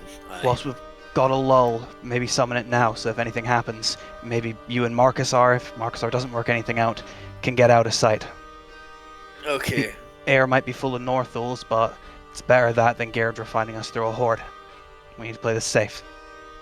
Wulfric will start casting Find Greater Steed. Can you do that whilst moving? Yeah? As long So, as okay. long as it's the only thing he's concentrating on, Oh, perfect. he can essentially ritual and move. As Eidolon would lead them towards the mountainside, looking for a ridge to start climbing up, whilst also, with his perception and eyes and ears, keeping an eye out or an ear out for literally anything coming through the mists. I had to make sure to be careful. As Wulfric, would you like your epic Snapdragon moment now? Yes. Wulfric will lull to the back of the group for a prolonged period of time, and then there's a sudden whoosh and all the leaves rustle as Wulfric shoots forward and lands in front of the group on the back of Snapdragon, who is now a dragon. Yo! Oh my god, that's why he was called Snapdragon. Does it look like we could all fit on the back of him? It's Dragonel are large creatures. Oh. So technically three of you would be able to. The reason If I'd you say three- three and not all four is because you and Wulfric are pretty big guys. If Wulfric, Ranaagash, and Markusar want to get on the back of the dragon to fly up to one of the ridges, I can just run up.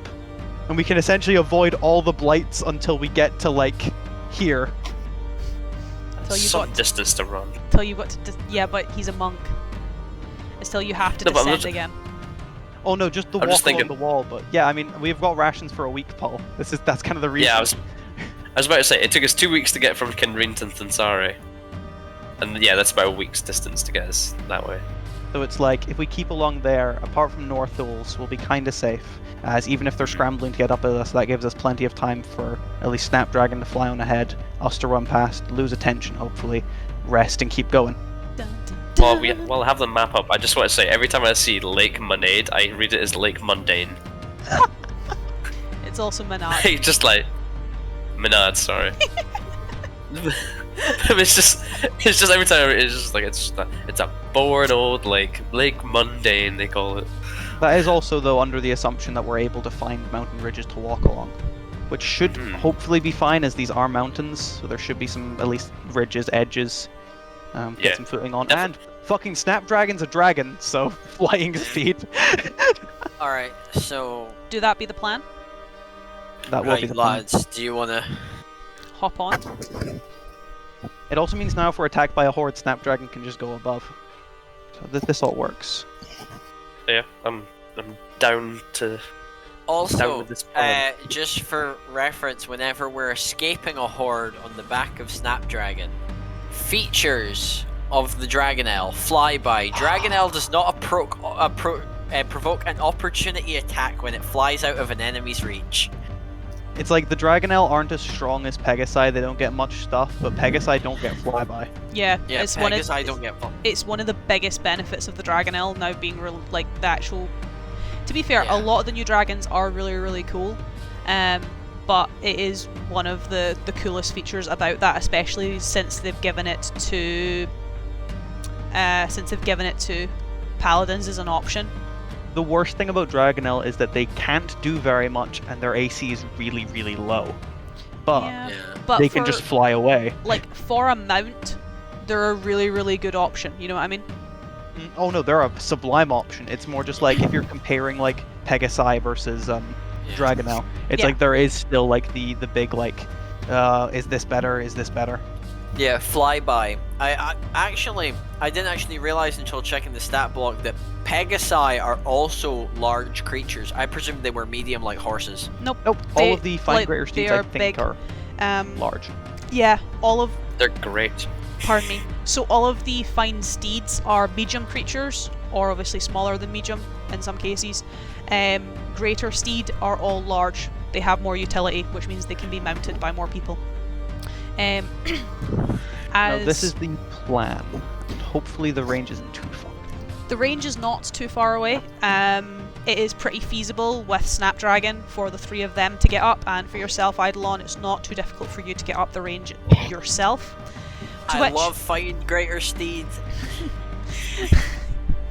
to which, going into a bit of description of your travel, as using this knowledge, using this strategy, and getting up here with Snapdragon, this part of your journey, the first maybe 3-4 days traversing this mountain range, is actually pretty easy. Do we? Oh, is that like a long rest in that case? You will have all had a long rest, yes, which means Thank God. Ranaagash, I'm a you weak know what to boy. do. Sometime I get during to this, I get would like those. to have a conversation with Wulfric. Get Does any- right back. You have a nat 1, Ran. Oh, that's really good. Oh, spicy. Oh, if only copyright didn't exist. I know, but it does.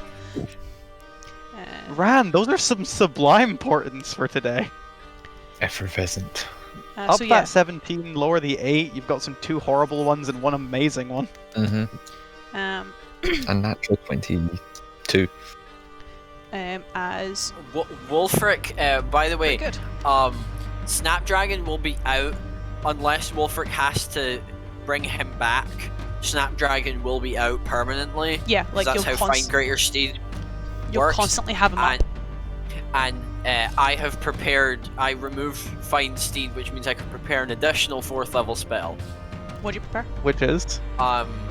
Wulfric will get up and he's like, Eidolon, you're not going to be on Snapdragon with the rest of us whenever we're up there, so I want you to be careful, alright? Promise me that you will be careful. That he extends a hand. I wouldn't promise anybody else, but for you, as he'd take your hand. And as they make hand, Wulfric will cast Death Ward. I can no longer die! So, Eidolon has been death warded. Oh, the first time I dropped to 0, I just don't die, correct? Yeah, you dropped to 1 You just instead. dropped to 1 You're instead. up on 1. As I'll let him do any aesthetic thing before I describe what I would like to ask Wulfric about, but Eidolon does not understand magic, so simply gives you a firm handshake and a nod. Not at the moment, and if you wanted to do anything, it'd probably be a good time for, as the next bit that I would jump in would be you guys actually having to abandon the mountainside and come back into the mist itself. Yeah, so it would be probably one of our knights on the sort of like rubble wall. Not rubble wall, the rubble mountainside. Eidolon would more just, probably sitting next to Wulfric, just ask, "Can I ask you for help with something?" Absolutely. We're in Ilvania, which means that people who are dead walk here. Many of my friends were watchmen who died in Ilvania, so even though we're deep in, I still might see their faces. Okay. I might be emotional, so therefore all I'm asking is if you could just snap me to my senses if that ever happens. I will, but there's nothing wrong with being emotional, but this is perhaps not the time for it. Yeah, considering the things I'd be emotional at would be trying to murder me. Yes. Well, Snapdragon and I have got your back. Does Snapdragon accept pets? He kind of like mez and kind of roars a little bit, but there's still that little bit of donkey in his voice. I like to imagine that that Snapdragon does look very much like a Night Fury as a dragon, because he's kind of because he was doofy as a mule, so Yeah. he's doofy as a dragon. That's cute. Does he accept the Scritch? He probably would. He likes Scritches as donkeys, so he's gonna love Scritches as a dragon, you know? Yeah. If he's okay with Eidolon providing them, he will get Yes. Scritches. Fur feels left out. Can't pet fur it from here. Scratching to- for it through the scratch. Scratch. Who's a good for it? Give me the fur it. No, Give me the for it. my fur it. Get your Fur own it, fur. hand it over. He's going over here now. You've scared him. I'm so As far away when I do that.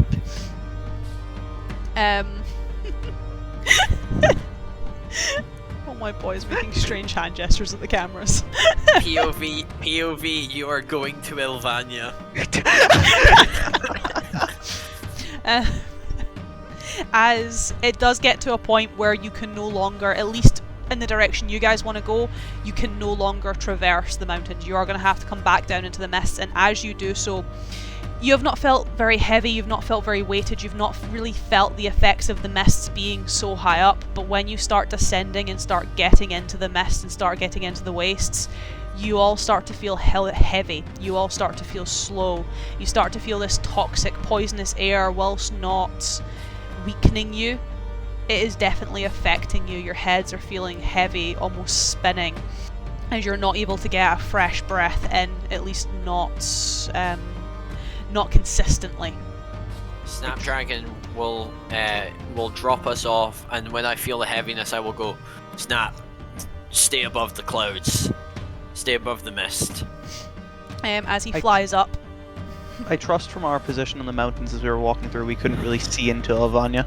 not really. A lot of your sight was obscured by the thick purple mist that just seems to almost act as a blanket against this landscape. Though That is about what I expected, yeah. now that you're down here, you're back into, I guess, familiar territory. These purple ruins with Never got creatures this far. moving in between the buildings. This is perhaps where a farming district, a mining area, you're not too sure. A lot of the buildings here aren't quite as towering, they're not quite as polished. They're a lot smaller. Most of them have a lot of space built around them rather than being built into tight alleyways. Hence, maybe once upon a time, a long time ago, this area would have been used primarily for farming or using the resources from the mountains. But as the four of you are wandering, still taking the path perhaps looking for a little bit more of a sheltered area to take rest before moving closer and closer to the fissure, you start to pass more hordes of blight. Where, Eidolon, with your now 30 passive perception, Hello, thank you. you might not be saying that in a minute, mate. You do end up starting to recognise some of these faces. Not young watchmen, not watchmen who have gone missing, or even watchmen that you saw training on the wall. These are watchmen that you fought alongside, that you died alongside, as well as the civilians from that day. That's fun. That's a selective crowd. A lot of them scattered around, and a lot of them still in that state of shock and decay that they were when you watched them die. Wulfric will kind of snap his fingers in front of Eidolon and go, "Hey, come on. We need to keep focused." Yeah. As you keep moving, ever so slightly and ever occasionally, the mist seems to break and the sun pierces through. Just faintly, but for the four of you enough that you can sometimes see Snapdragon's shadow. But it does occasionally spotlight other parts of the mist. And again, with such a high passive perception, Eidolon, Also bitter. I wonder why. It's not like I can hide anything from you anymore. No. I say no. You are able to pick out perhaps a more specific figure as the sun manages to trickle, piercing ever so slightly as the mists swirl around and give it some leniency, as it beats down upon almost matted and quite dirtied yellow hair that in these rays almost look gold. Oh, you're gonna bully me like that. As across the fields, not centered in a horde but not too far from one, walking aimlessly, skin around face still very porcelain though as it starts to move down the torso is very broken, battered, pieces are missing from it, and it almost looks like their entire lower torso has been completely removed with only the spine still keeping it attached to the legs. As, well, your wife is wandering amongst the blight. Eidolon. Eidolon is visibly shaking. Eidolon, look at me. He does not. Give him a hug. Eidolon, we need to keep going. I know this is difficult, but we can't stop, and we'll keep going. Is Eidolon frozen in place? Yes, he's shaking visibly in place. Right. This is going to be difficult. I'm really sorry that I have to do this. Wulfric stands in front of Eidolon, puts his hand on his face. Charisma saving throw. Oh, I'm really bad. I'm assuming I don't get your bonus. No bonus. Charisma save. DC 17 charisma save. That's a -1. Wulfric is refusing to give you his bonus. That's a -1 on a nat 1. Wulfric is using calm emotions. Oh, do you know what? No, that straight up works, doesn't it? Yeah. Yeah, that's strong emotions. Get therapied, motherfucker. Yeah, no, that's what the spell's for. Like, I'm not gonna try bash it around that. That's What the spell's genuinely for. what calm emotions is for. That's a fantastic use of it. As if you remove your hand, you almost just see Eidolon no longer. He's still shaking, but he moves and just kind of puts his hand over his chest, breathing a lot deeper this time. Puts the other hand on your shoulder for support if you let him. Yeah, Wulfric will let it. I know it's tough. We need to keep going. Ranaagash, can you give me a perception check? Markusar, yours is high enough, so you'll notice this naturally. Let's go. I have a 15, if that helps. You're distracted with Eidolon right now. Yeah. Hence, Eidolon has a 30, but he's rather distracted right now too. Wulfric, can you just stay on my left? Hey. I will. On your left. As he sort of just steadies himself, still shaking, but almost forces his head forward. You can almost see his eyes are clasped shut. As long as you're still on the left, he'll start walking forward again. The suppression will last for a minute. As for Ranaagash, you don't really notice anything. You're kind of, I guess, a bit focused on Ferrith and a bit focused on Eidolon. You've obviously seen her before, quite a lot, in fact, in a lot of your visions. And there's probably a part of you that's feeling a very similar way to Eidolon right now. Well, you have been in Gaerdrah's shoes, and he does have a lot of strong emotions for her. As you are a bit distracted, whereas Markusar, you are less so. As it seems, even in this, not even a minute that you guys have been standing, Eidolon frozen, Eidolon shaking, you seem to have been noticed by the hordes. As quite a lot of them start to move towards you. How far away? Maybe one round of a dash, so about 60 feet. I think it's about time we go up.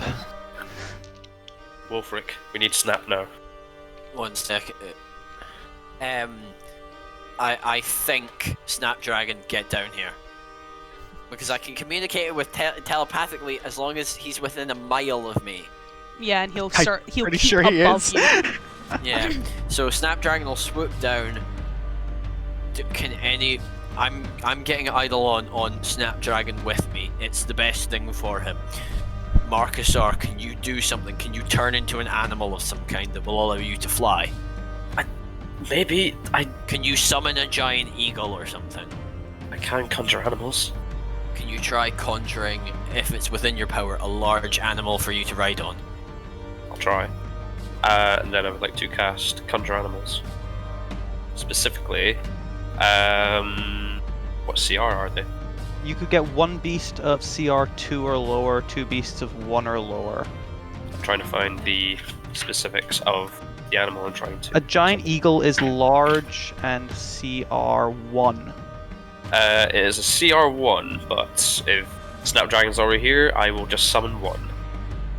I mean, you could summon 2 giant eagles and then we just Yeah. have 2 friends. I mean, you could summon 2, and then essentially Wulfric can watch Eidolon, and then you and Ran have your own means of transportation. On an eagle each. Yo!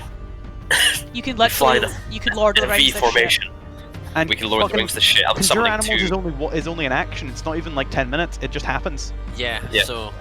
I'm gonna conjure 2 giant eagles, please. Cool. They are conjured. They are not looking the healthiest, but your animals haven't really been looking the healthiest since you've been raised by Gaerdrah. No, they're Right. definitely like the feathers are not all there, and the beaks are cracked, and Lots They of just- metal. yeah, they just they look fucking like vultures almost, but they're eagles. As did you help Eidolon onto Snapdragon, Wulfric? Yep, help Eidolon onto Snapdragon, and we fucking shoot straight into the sky. Just before that, Eidolon would just turn and say, "Yeah, when we're above the mist, I can't really guide us to where we need to go. So Max we'll we can do stick is low. stall them out." We stick low. Just hold on. I can command them to do like a simple thing, can't I? Yeah, Try so to Just find them. fly. you can fly. I will- Any verbal commands you issue to them, no action required. I will Or command you them. could I'll literally- command them to follow Snapdragon. Yeah, I was gonna Nice. say follow. So like you're leading the squadron.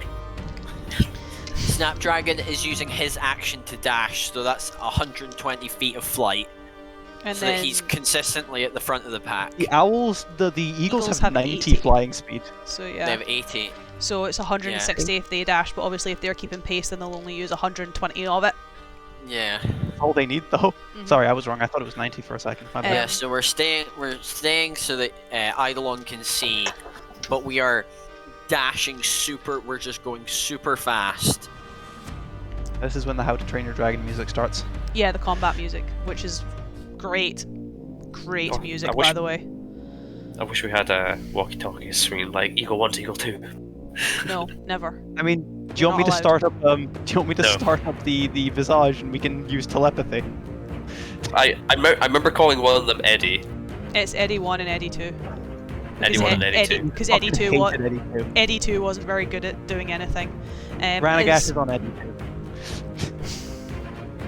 How long do these things stick around for? Got it. I think an hour? Duration an hour. Yeah, duration up to an hour. Yeah. What was And the if other one? It's wild shape. I was looking at is like time determined by your druid level. It is also concentration, so if Markusar takes any damage, then both of the eagles might disappear. Oh no. So we'll go eagles first because they're at the back. Snapdragon's at the front, which is AC 13. So both of those will hit your Ranaagash, this eagles. might be a good time to lower their rolls down to super low things. I have one. I can do one. Because I currently have a Actually, no. 24 and a 20. Yeah, Would you like to lower? I would like to lower, yes. Let's give one of them a 8 and drop to 4. So the 8's going to a 4, which is no 8. And then the 17 up to a 21. No, 22, because it's plus 5, isn't it? Yeah, a natural 22. A natural 22 is the other has a 4, which annoyingly I think will still hit. Because that is plus 14. And the AC is 13, which puts it at 18. So one eagle is still hit. Though not as severe as it would have been. What's actually happening? I will describe in a little second. Because I want to see if this will dispel it or not. I don't think it will though. No, the eagle is not dispelled. We'll see. Ranaagash. Your eagle is now on 2 hit points. Oof. Wait, 82 with 2 hit points, nice. It's like it was planned. It's what he was made to do. As obviously you're trying to run, you're trying to go, you can hear the blight, the kind of creatures, the blight scrambling underneath the mist, almost kind of piling and tumbling over each other. As you fly off, you can even see them scrambling, almost just clambering over one another to try and reach some form of height to grab you. Obviously they can't, they've got nothing to support themselves. As you guys get maybe 1 dash, so that kind of 120 feet, before you start to hear a whooshing noise. Not like a snapdragon whoosh in terms of speed, this is big wing beats, almost turning up the mist below you, as seemingly from nowhere, forming out of the mist itself, these shadows start to appear in the sky, where almost diving down at the eagles behind Wulfric, Eidolon, you'll just be able to see these shadows. You won't be able to see really what they are right now, though you can make your assumptions from where you are.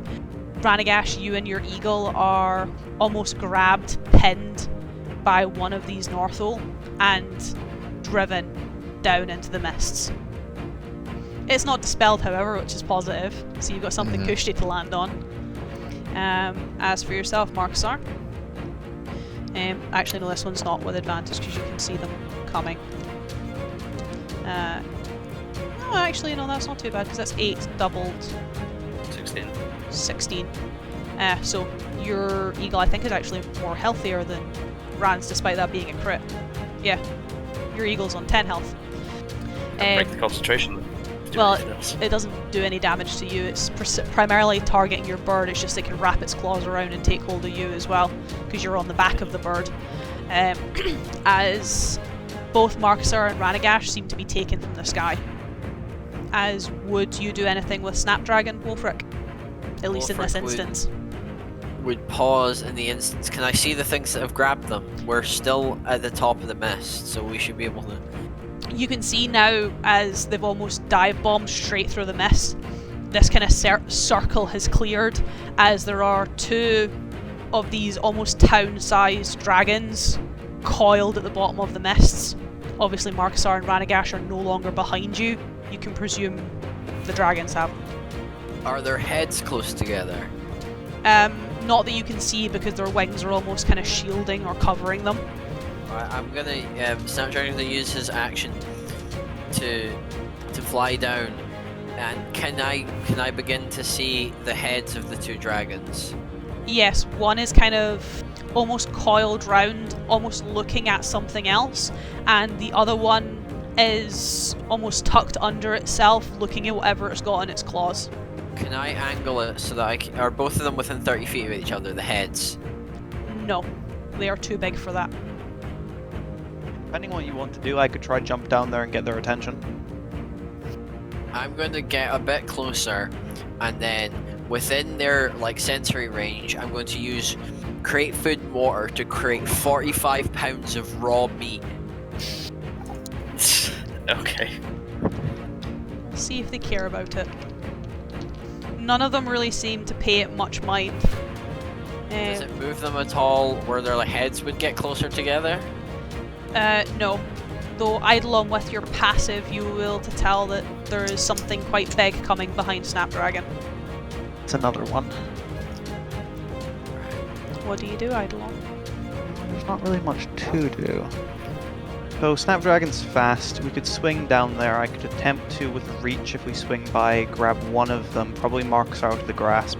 Call to Ranaagash, see if he can't Misty Step. That'll be an option.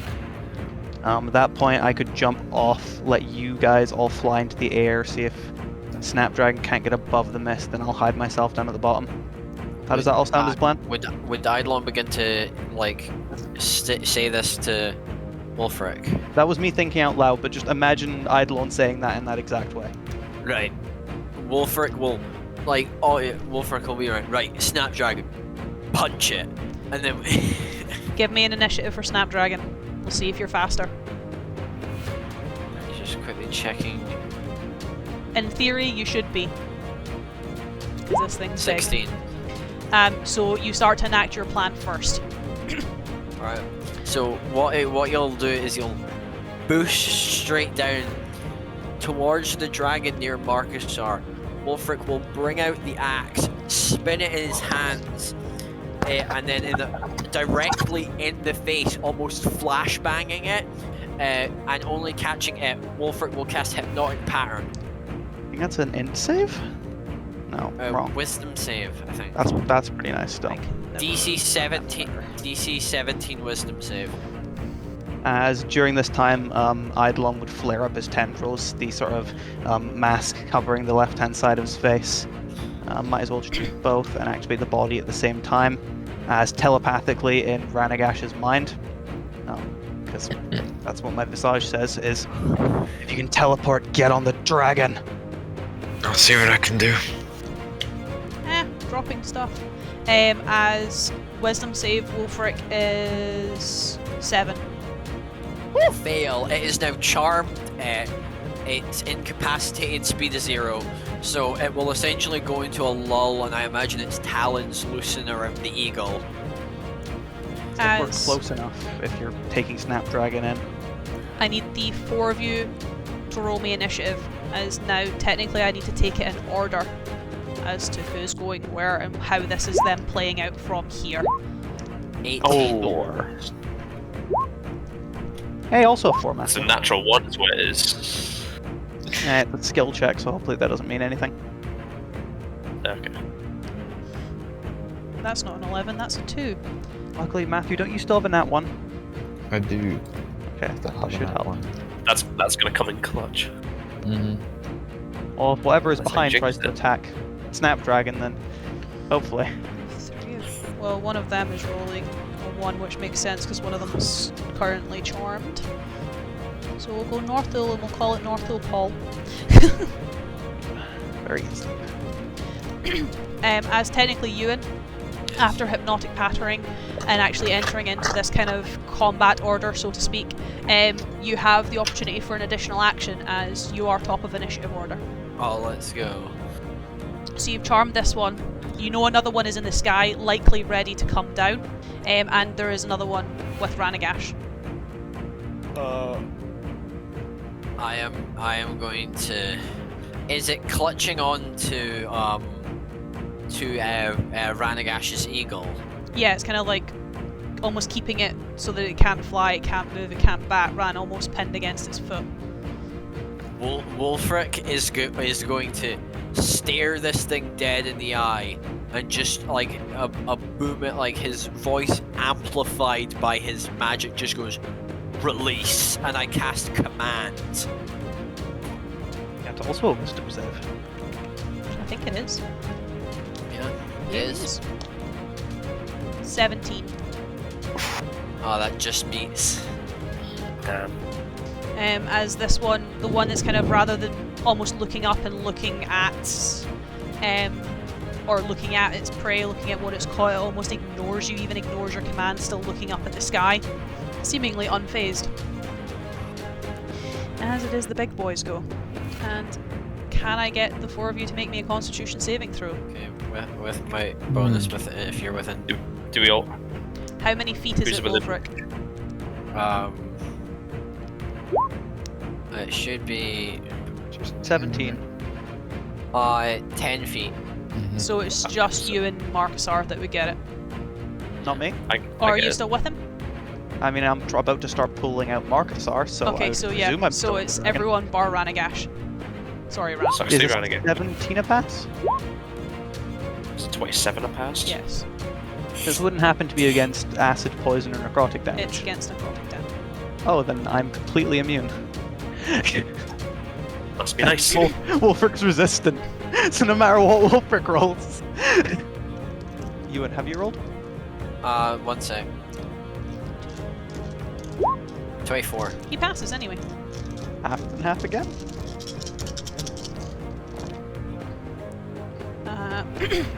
Ran, you take 21 necrotic damage. Okay. Wulfric, 10. You take 5. Paul, you take 10. Craig, 0. And if you've taken any damage, you regain 10 hit points. I do not, because I have not taken any damage. I've just taken emotional damage. Emotional turmoil. As I guess this almost speck, this almost fleck of negative energy falls from the sky as the shadow starts to engulf this area. As when it lands, it almost erupts, creating this necrotic cone. As the big boy, the big dragon, comes down. And I need to check the effects on the others. Stupid spellcasters. I love them, but I hate them. Yeah, Ranaagash is not an interest at the moment. To which case, once more, I ask you, Wulfric, Markusar, Eidolon, can you make me Constitution saving throws? I'm once again asking for you to make me a Constitution saving throw. There it is. And there's a nat Great. 1. What's with these nat ones? Oh, Paul, Paul, what's let's with this nat go! What can I say? Is this Except potentially against those 3 listed types of damages? This is cold damage.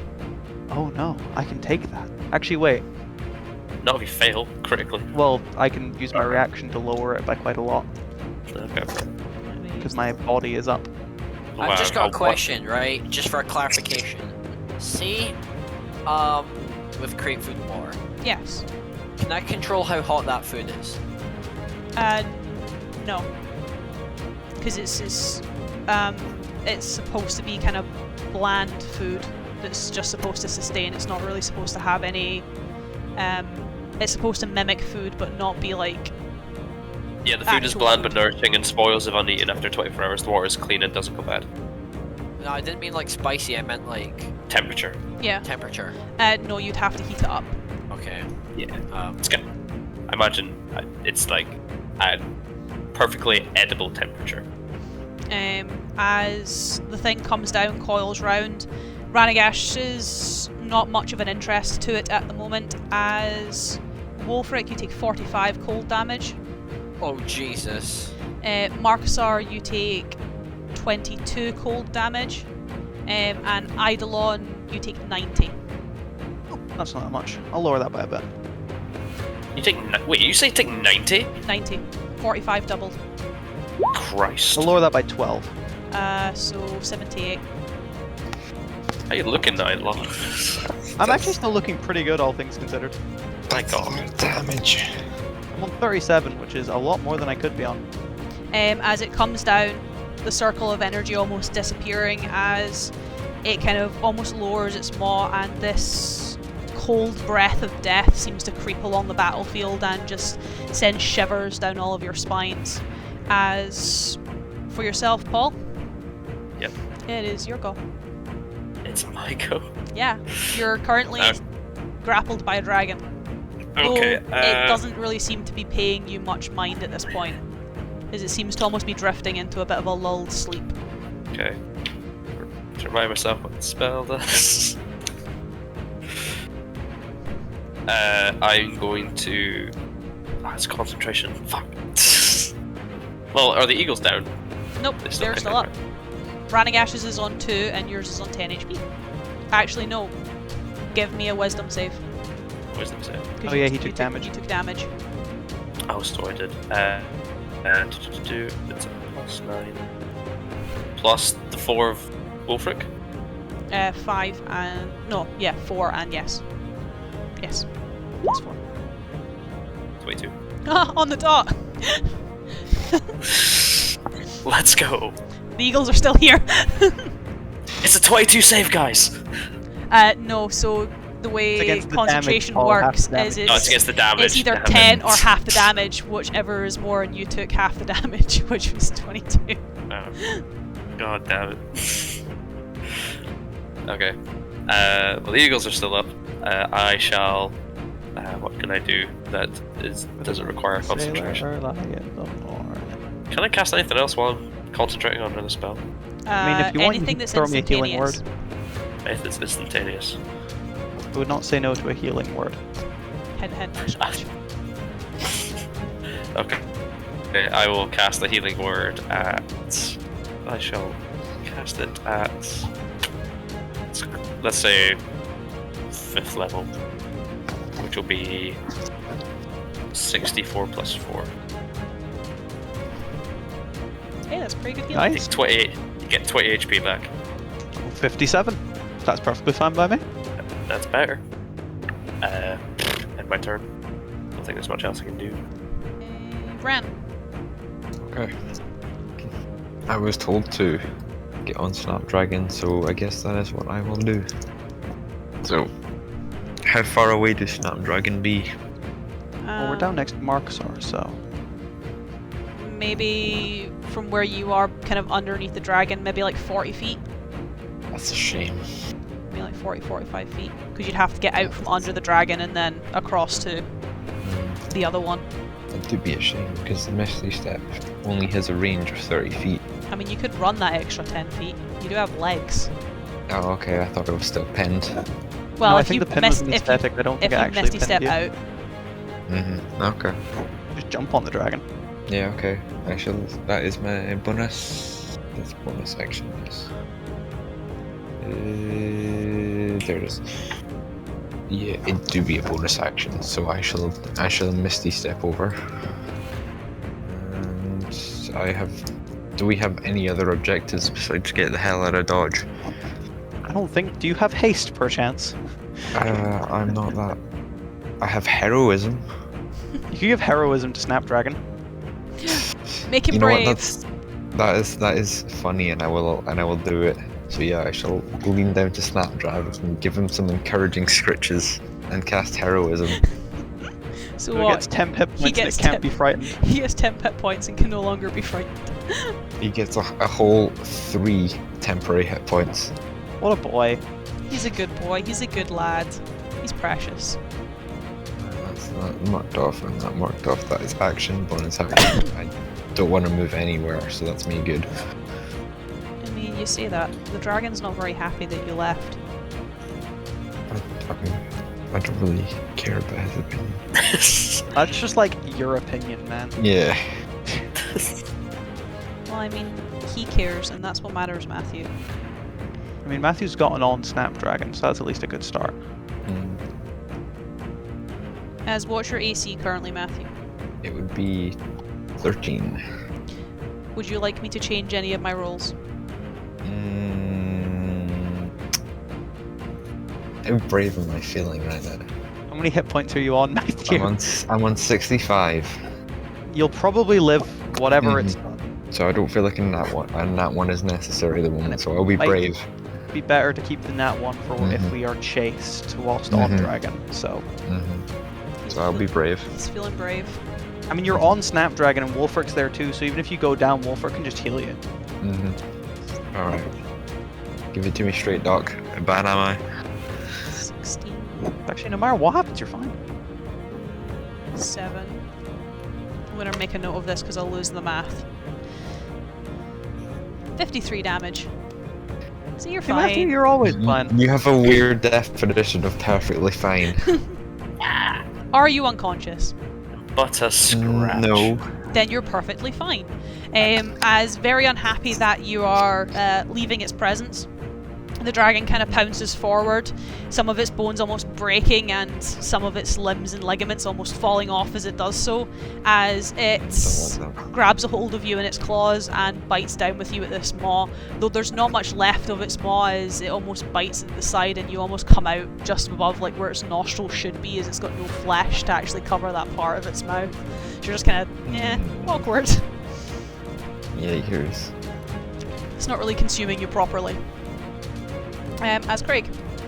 Cool, so we are down past Markusar, who is still in there. I'm assuming since Wulfric flew us right next to him, we are within 10 feet. I'd like to reach out with the tendrils, attempt to grapple Markusar and pull him onto the dragon, which I'm hoping Paul is not resisting. And what if I did? You get to make an athletics or acrobatics check to avoid being grappled. Well, I guess that would be very fun, so I'll let you do it. As is that a roll, Em? Strength. Wisdom, actually. Do a pull. Pull him. A yoink. I won't get pulled by. That is a Craig. 15 yoink. 15 yoink. Markusar's not the biggest boy in the world anymore. Maybe I am Dragonborn. twink. Maybe Dragonborn Markusar would have been difficult to pull. Twink Markusar, not so much. Let's go. As with those three on the dragon, since obviously you said 4 of us would be a bad idea. Well, Ranaagash is also being eaten at the moment. But does that mean he's grappled or anything? I didn't really pick up on that. I just thought he was bit. Not mechanically, it's more the placement of dragon. Well, that was my the grapple action counts as taking an action during the attack action, which still means I still have an extra attack and 2 other attacks. So, let's have a fun game of can I stun the dragon? Yo. As I'm gonna make 3 attacks. Fuck it. Against the Go one attacking Go to sleep, go to Ranaagash? sleep, go to sleep. Yeah. Cool. So taking the blade, attempt to stab it in, and then just take the tendril, put the hand up, and try to impale its brain. As I'm gonna attempt to stun it with any of attacks that hits. Nope. Wait, no, wrong one. I haven't. I know rolled you yet. haven't, I just looked over Why and did saw you tell me no? It's because I looked over and saw your number and my brain just went, no. No, Bro. no. Ooh. Not 20 That's though. not funny. The first attack was with the sword. You need to check. You're My sword rolling a does lot not of break. that once, Craig. It's very upsetting. I know, it's really annoying. What happened to 3 d20s in a row, Craig? That was only when I'm fucking with you, Paul. Yeah. He has a point. As that is 16 doubled. 30, no. Yes? 32. 32. 32 damage. And can it give me a constitution saving throw? Actually, do you want to give it a nat 1, Matthew? Is it required the now? Do we want it the now? Do you want rid well, of this if dragon? Snapdragon tried to leave, it would reaction attack, maybe even attempt to pull us down. It can. I mean, Oh, Yeah, I was gonna fly say by! We don't need to Snapdragon worry! is flyby. Okay, what was its con save? fuck, the con save. Yes, I'm trying to stun it. I know, give me 2 seconds, I'll reroll. To hopefully try help Ranaagash a little bit. Pretend this is the first con save. And I didn't just forget what I rolled the first time. As that is a con save of 25. Yeah, that's fine. But we're all fine. We don't get opportunity attacks as... so only really 3 of us can be comfortably on Snapdragon at once. Are there any houses nearby, considering we are in a sort of little estate area? Yes. Well, let's just hope Eidolon can hide. Not the hide action, because obviously I've used my action this turn. So running and just stealth. Am I allowed to make a stealth? I don't have my action left, I attacked. Then I will wait till your next turn. Yeah, Eidolon would just look over at Markusar, Wulfric, and Ranaagash and just say, "Get up as high as you can." Alright. Be on the flip side. On the flip side. Actually, would it be a better idea just to like try to get on the back of this dragon, keep its attention? Do you want to use yourself as bait? Fuck it, one's unconscious, there's one in the sky, but I'll use myself as bait. It probably doesn't Oh, like the one me 'cause that's I in the just sky is on the ground, by the way.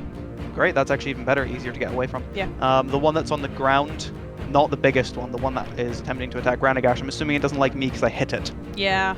Yeah, I'm going to use that leverage of the tendril inside of its head to pull myself up onto its head, and essentially not attacking, but more just trying to annoy, go over, take my foot and slam it into its eye. Ow. That's just mean. You also now have eye Uh, juice on your food. Yeah, it's fine. As I'll start running along its back. As Um, do I need to make like an intimidation to see if that was distracting or? Yeah, because you're not great at performance and you are trying to be a little bit more like cocky. 18. Nice. Oh, when you kick someone in the eye, it tends to work. Yeah, it seems pretty interested in you. All right, get very away, guys. unhappy as it's kind of like blinking almost. One unconscious one on one on me, one that's now on the ground. You guys should be fine. As coming to the last of the dragon's turn, kind of intermittent almost before it, Eidolon, as you're running and the three of you are almost readying, still hurrying to get on the back of Snapdragon. The dragon is still very much dazed, this Northul, hypnotised by the pattern, as you almost hear a thud. Not a metallic thud, but just a very heavy, weighted thud. As following it, there comes a muttering which you can't quite understand. Though at least for Ranaagash and Eidolon, it's a language you have heard before. As eventually it does change, this guttural tone turning into common. As the sight is still shielded by the body of the dragon, but it would seem that for some reason the charm you have had over one of the Northuls, Wulfric, has been broken. As from behind one of the drakes, one of the dragons, you just hear a voice. You know it is rude to try and keep control of one of my beasts in my realm. Well, I'd say rude, but perhaps stupid. And Familiar voice? not really. Well, to three of you anyway. To Markusar, this voice is pretty familiar. Yeah. Plan hasn't changed. Keep going up.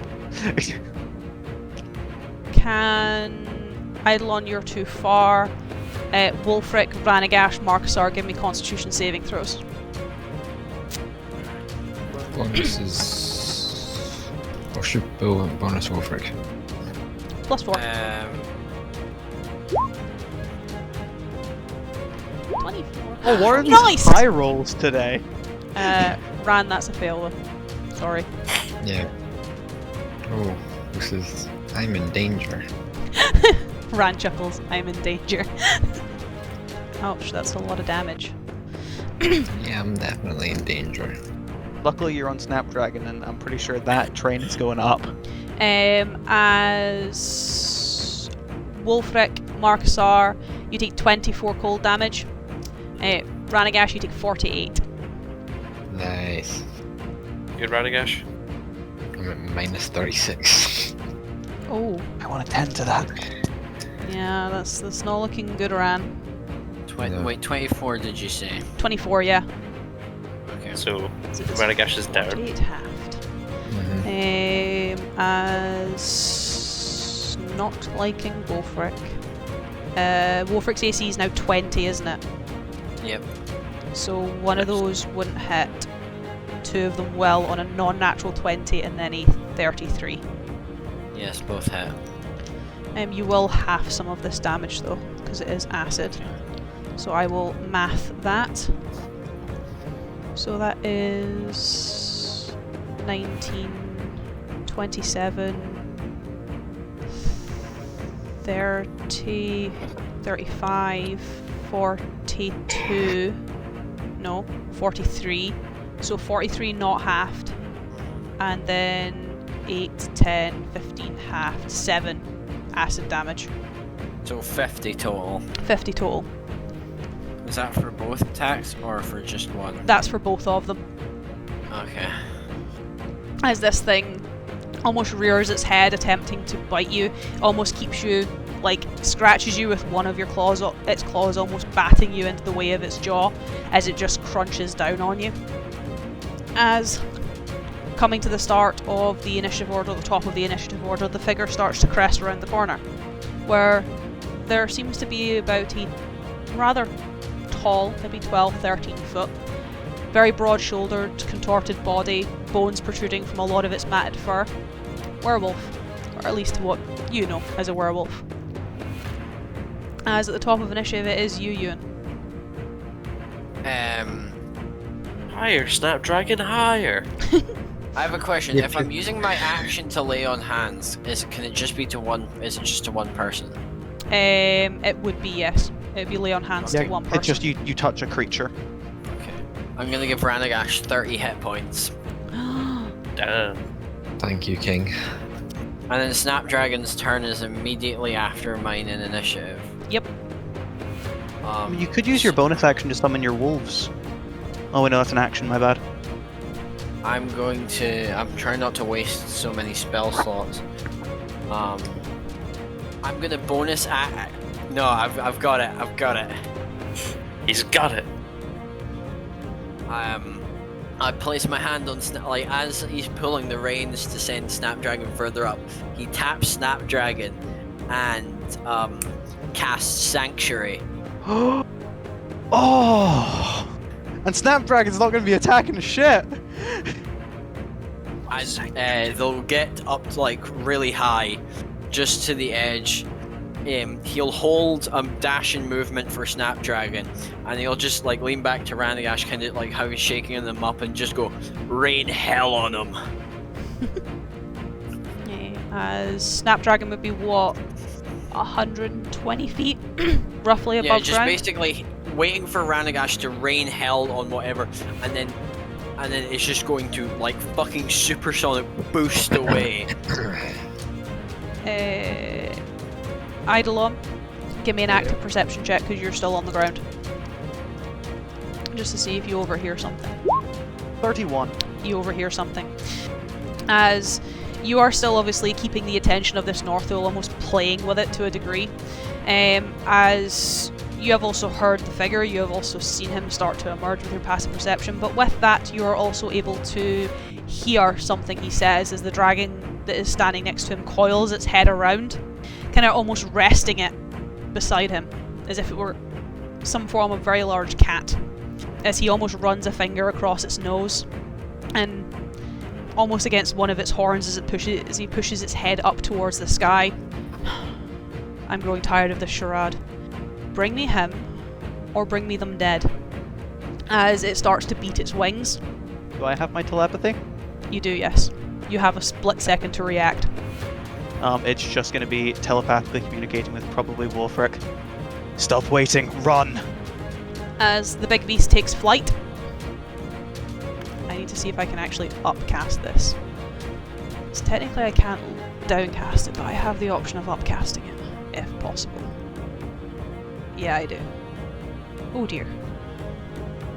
Oh dear. 12.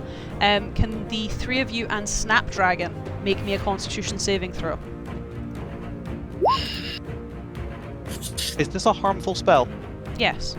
It needs to make a wisdom save for Sanctuary. Shit, no. Subtract 3 from that. So it's a 13. Snapdragon is unaffected. Matthew. Oh, Yeah. I was going to suggest... Wait, that means it needs to target a completely different area. Because it can't have Snapdragon, and it's the area of effect now. Could target one of us. Is it an AoE spell? Because it isn't... Yeah, it is AoE. Sanctuary doesn't protect... It is AoE. Sanctuary doesn't protect from AoEs. That's a shame. Such as explosion or fire. Spell right here. Okay. Good thought though, Craig. I'm probably thinking of 3.5 Sanctuary, because that's what that did. I've not used Sanctuary in 5e before. So Snapdragon and Ranaagash, and then the other two of you are half, and then Wulfric's half of half. You and your bloody resistance, Wulfric. So Wulfric, you take 13. Paul, you take 26. Jeez. Ran and Snapdragon takes 53. How Dragon's much still damage? okay. How much damage did Snapdragon take before? He's not taking any damage, honey. Okay. So He's actually still only up. restored hit points. He got Ranagash's temp boost. Yeah, he got 3 temporary hit points from Ran, which means he'll have actually only taken 50 damage. So he'll still be on 8 health. Okay. He's still alive. He's a good The boy. Good boy. How's Ron doing though? Minus 23. Markusar, give me a... Okay.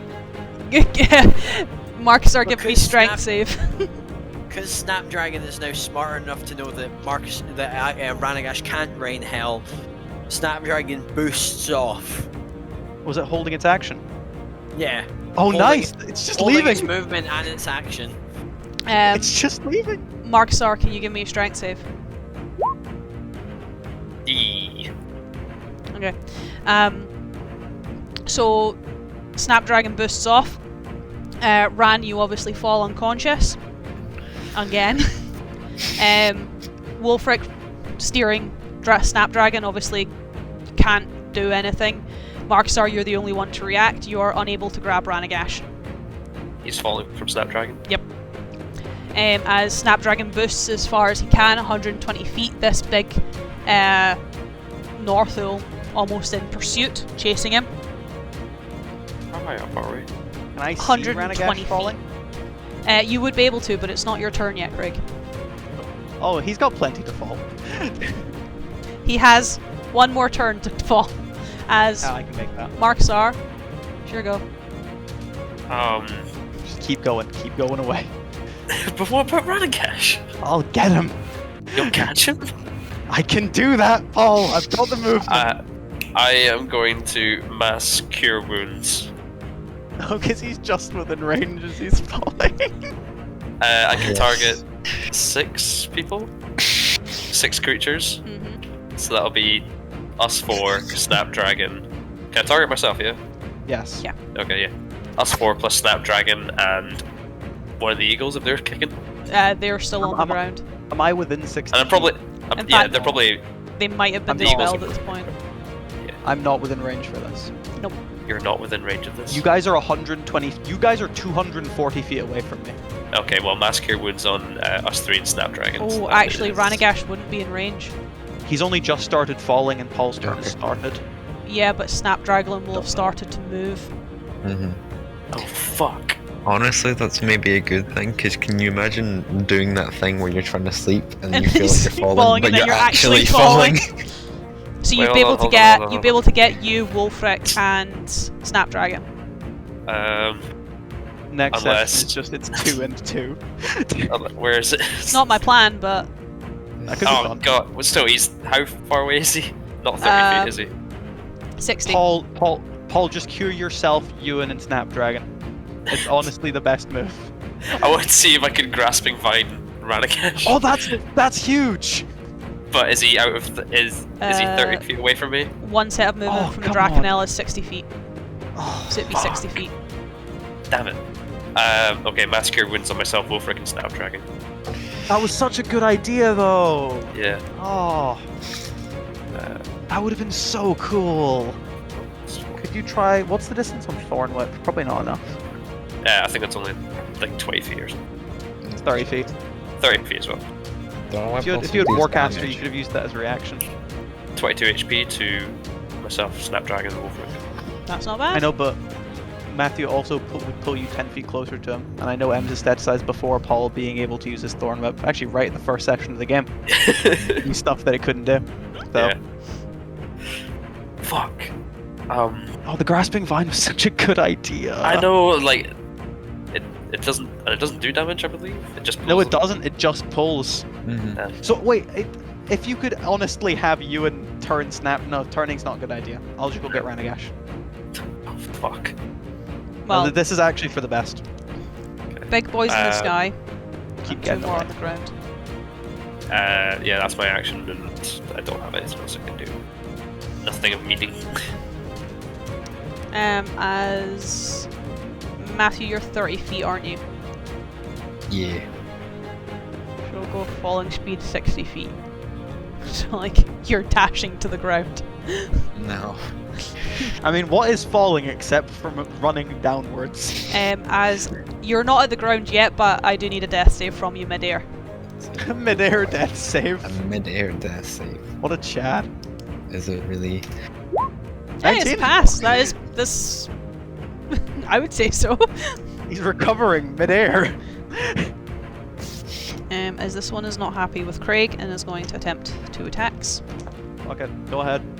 Edge. I think only one of them hit. On what? Nat 1, 16, and then a 25. Damn, so close to being able to make the 25 minutes. So close. Yeah, that hits. Is any of this acid, necrotic, or poison damage? Nope. Because of course it isn't. Is that is 16 damage? That's fine. As you're able to miss its miss its like jaws biting down on you. You are hit by its claws, however, as it almost just bats you away. It's fine. That's fine. As Craig, it is now your go. Okay, Ranaagash is falling, and I'm assuming I can see this. Yes. So I'm just going to start my turn with a tiny bit of stingy dialogue as I just look at the dragon and I'm just like, I really don't like you. As I'm going to bonus action teleport 30 feet. Nice. Sort of just making that line, sort of kicking off, I imagine almost goes to claw me as I jump off of it. You turn to leaves. As Eidolon just kicks with his other foot if it gets close to him, not making contact, maybe it thinks he's missed, as he just turns to leaves. As he disapparates 30 feet. How far away is Ranaagash from me? 10 feet across, 60 feet up. 10 feet across? Oh, nice. So I can just walk that 10 feet. As, what are the rulings for catching someone as they're falling? Or actually, can I attempt to jump so that I can catch him as part of his descent so it's less crushing for him as he hits the floor? I can use a key point to, I think it's triple my jump. I can't remember what a standing jump is in D&D. Give me 1 second, I'll tell you, step of the wind, is it step of the wind? 10-foot vertical leap. My jump distance is doubled. For whatever I do. Yeah, but I can't remember what a standing jump is in D&D. I don't know either. 3 plus strength, halved. Jump rules Standing are weird jump. and stupid, and They that's are. why They're weird and janky.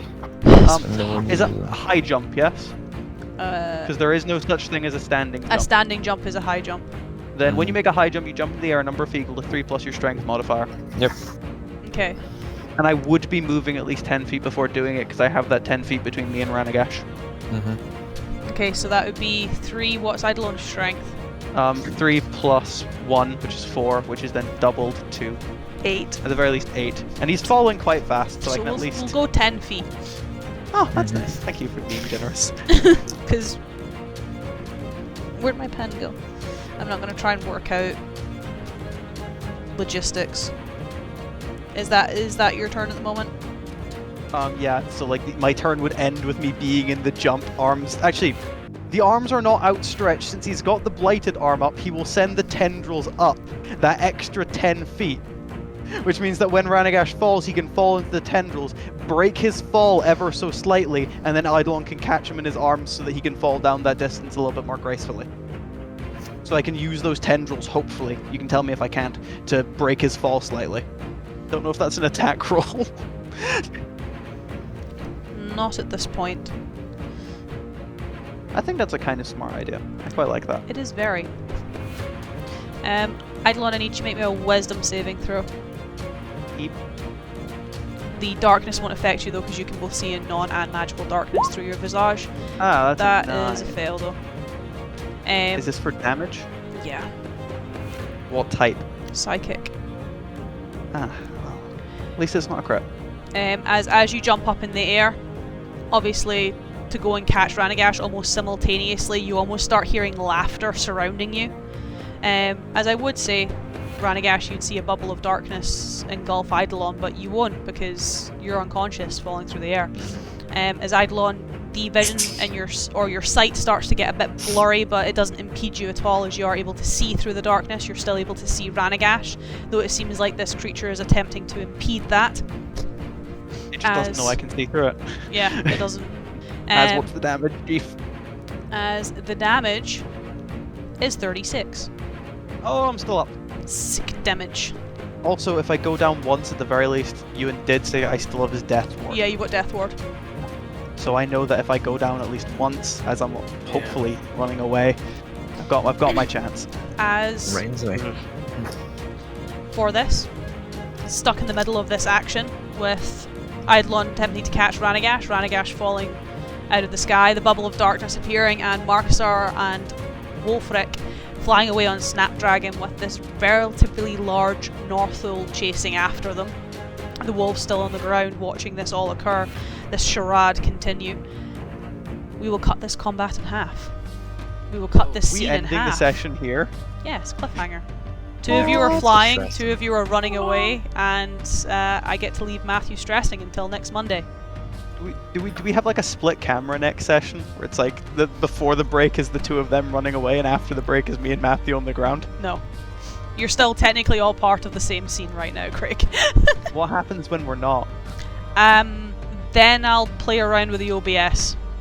Because I honestly see that as likely, Em. I don't know about you. We shall see.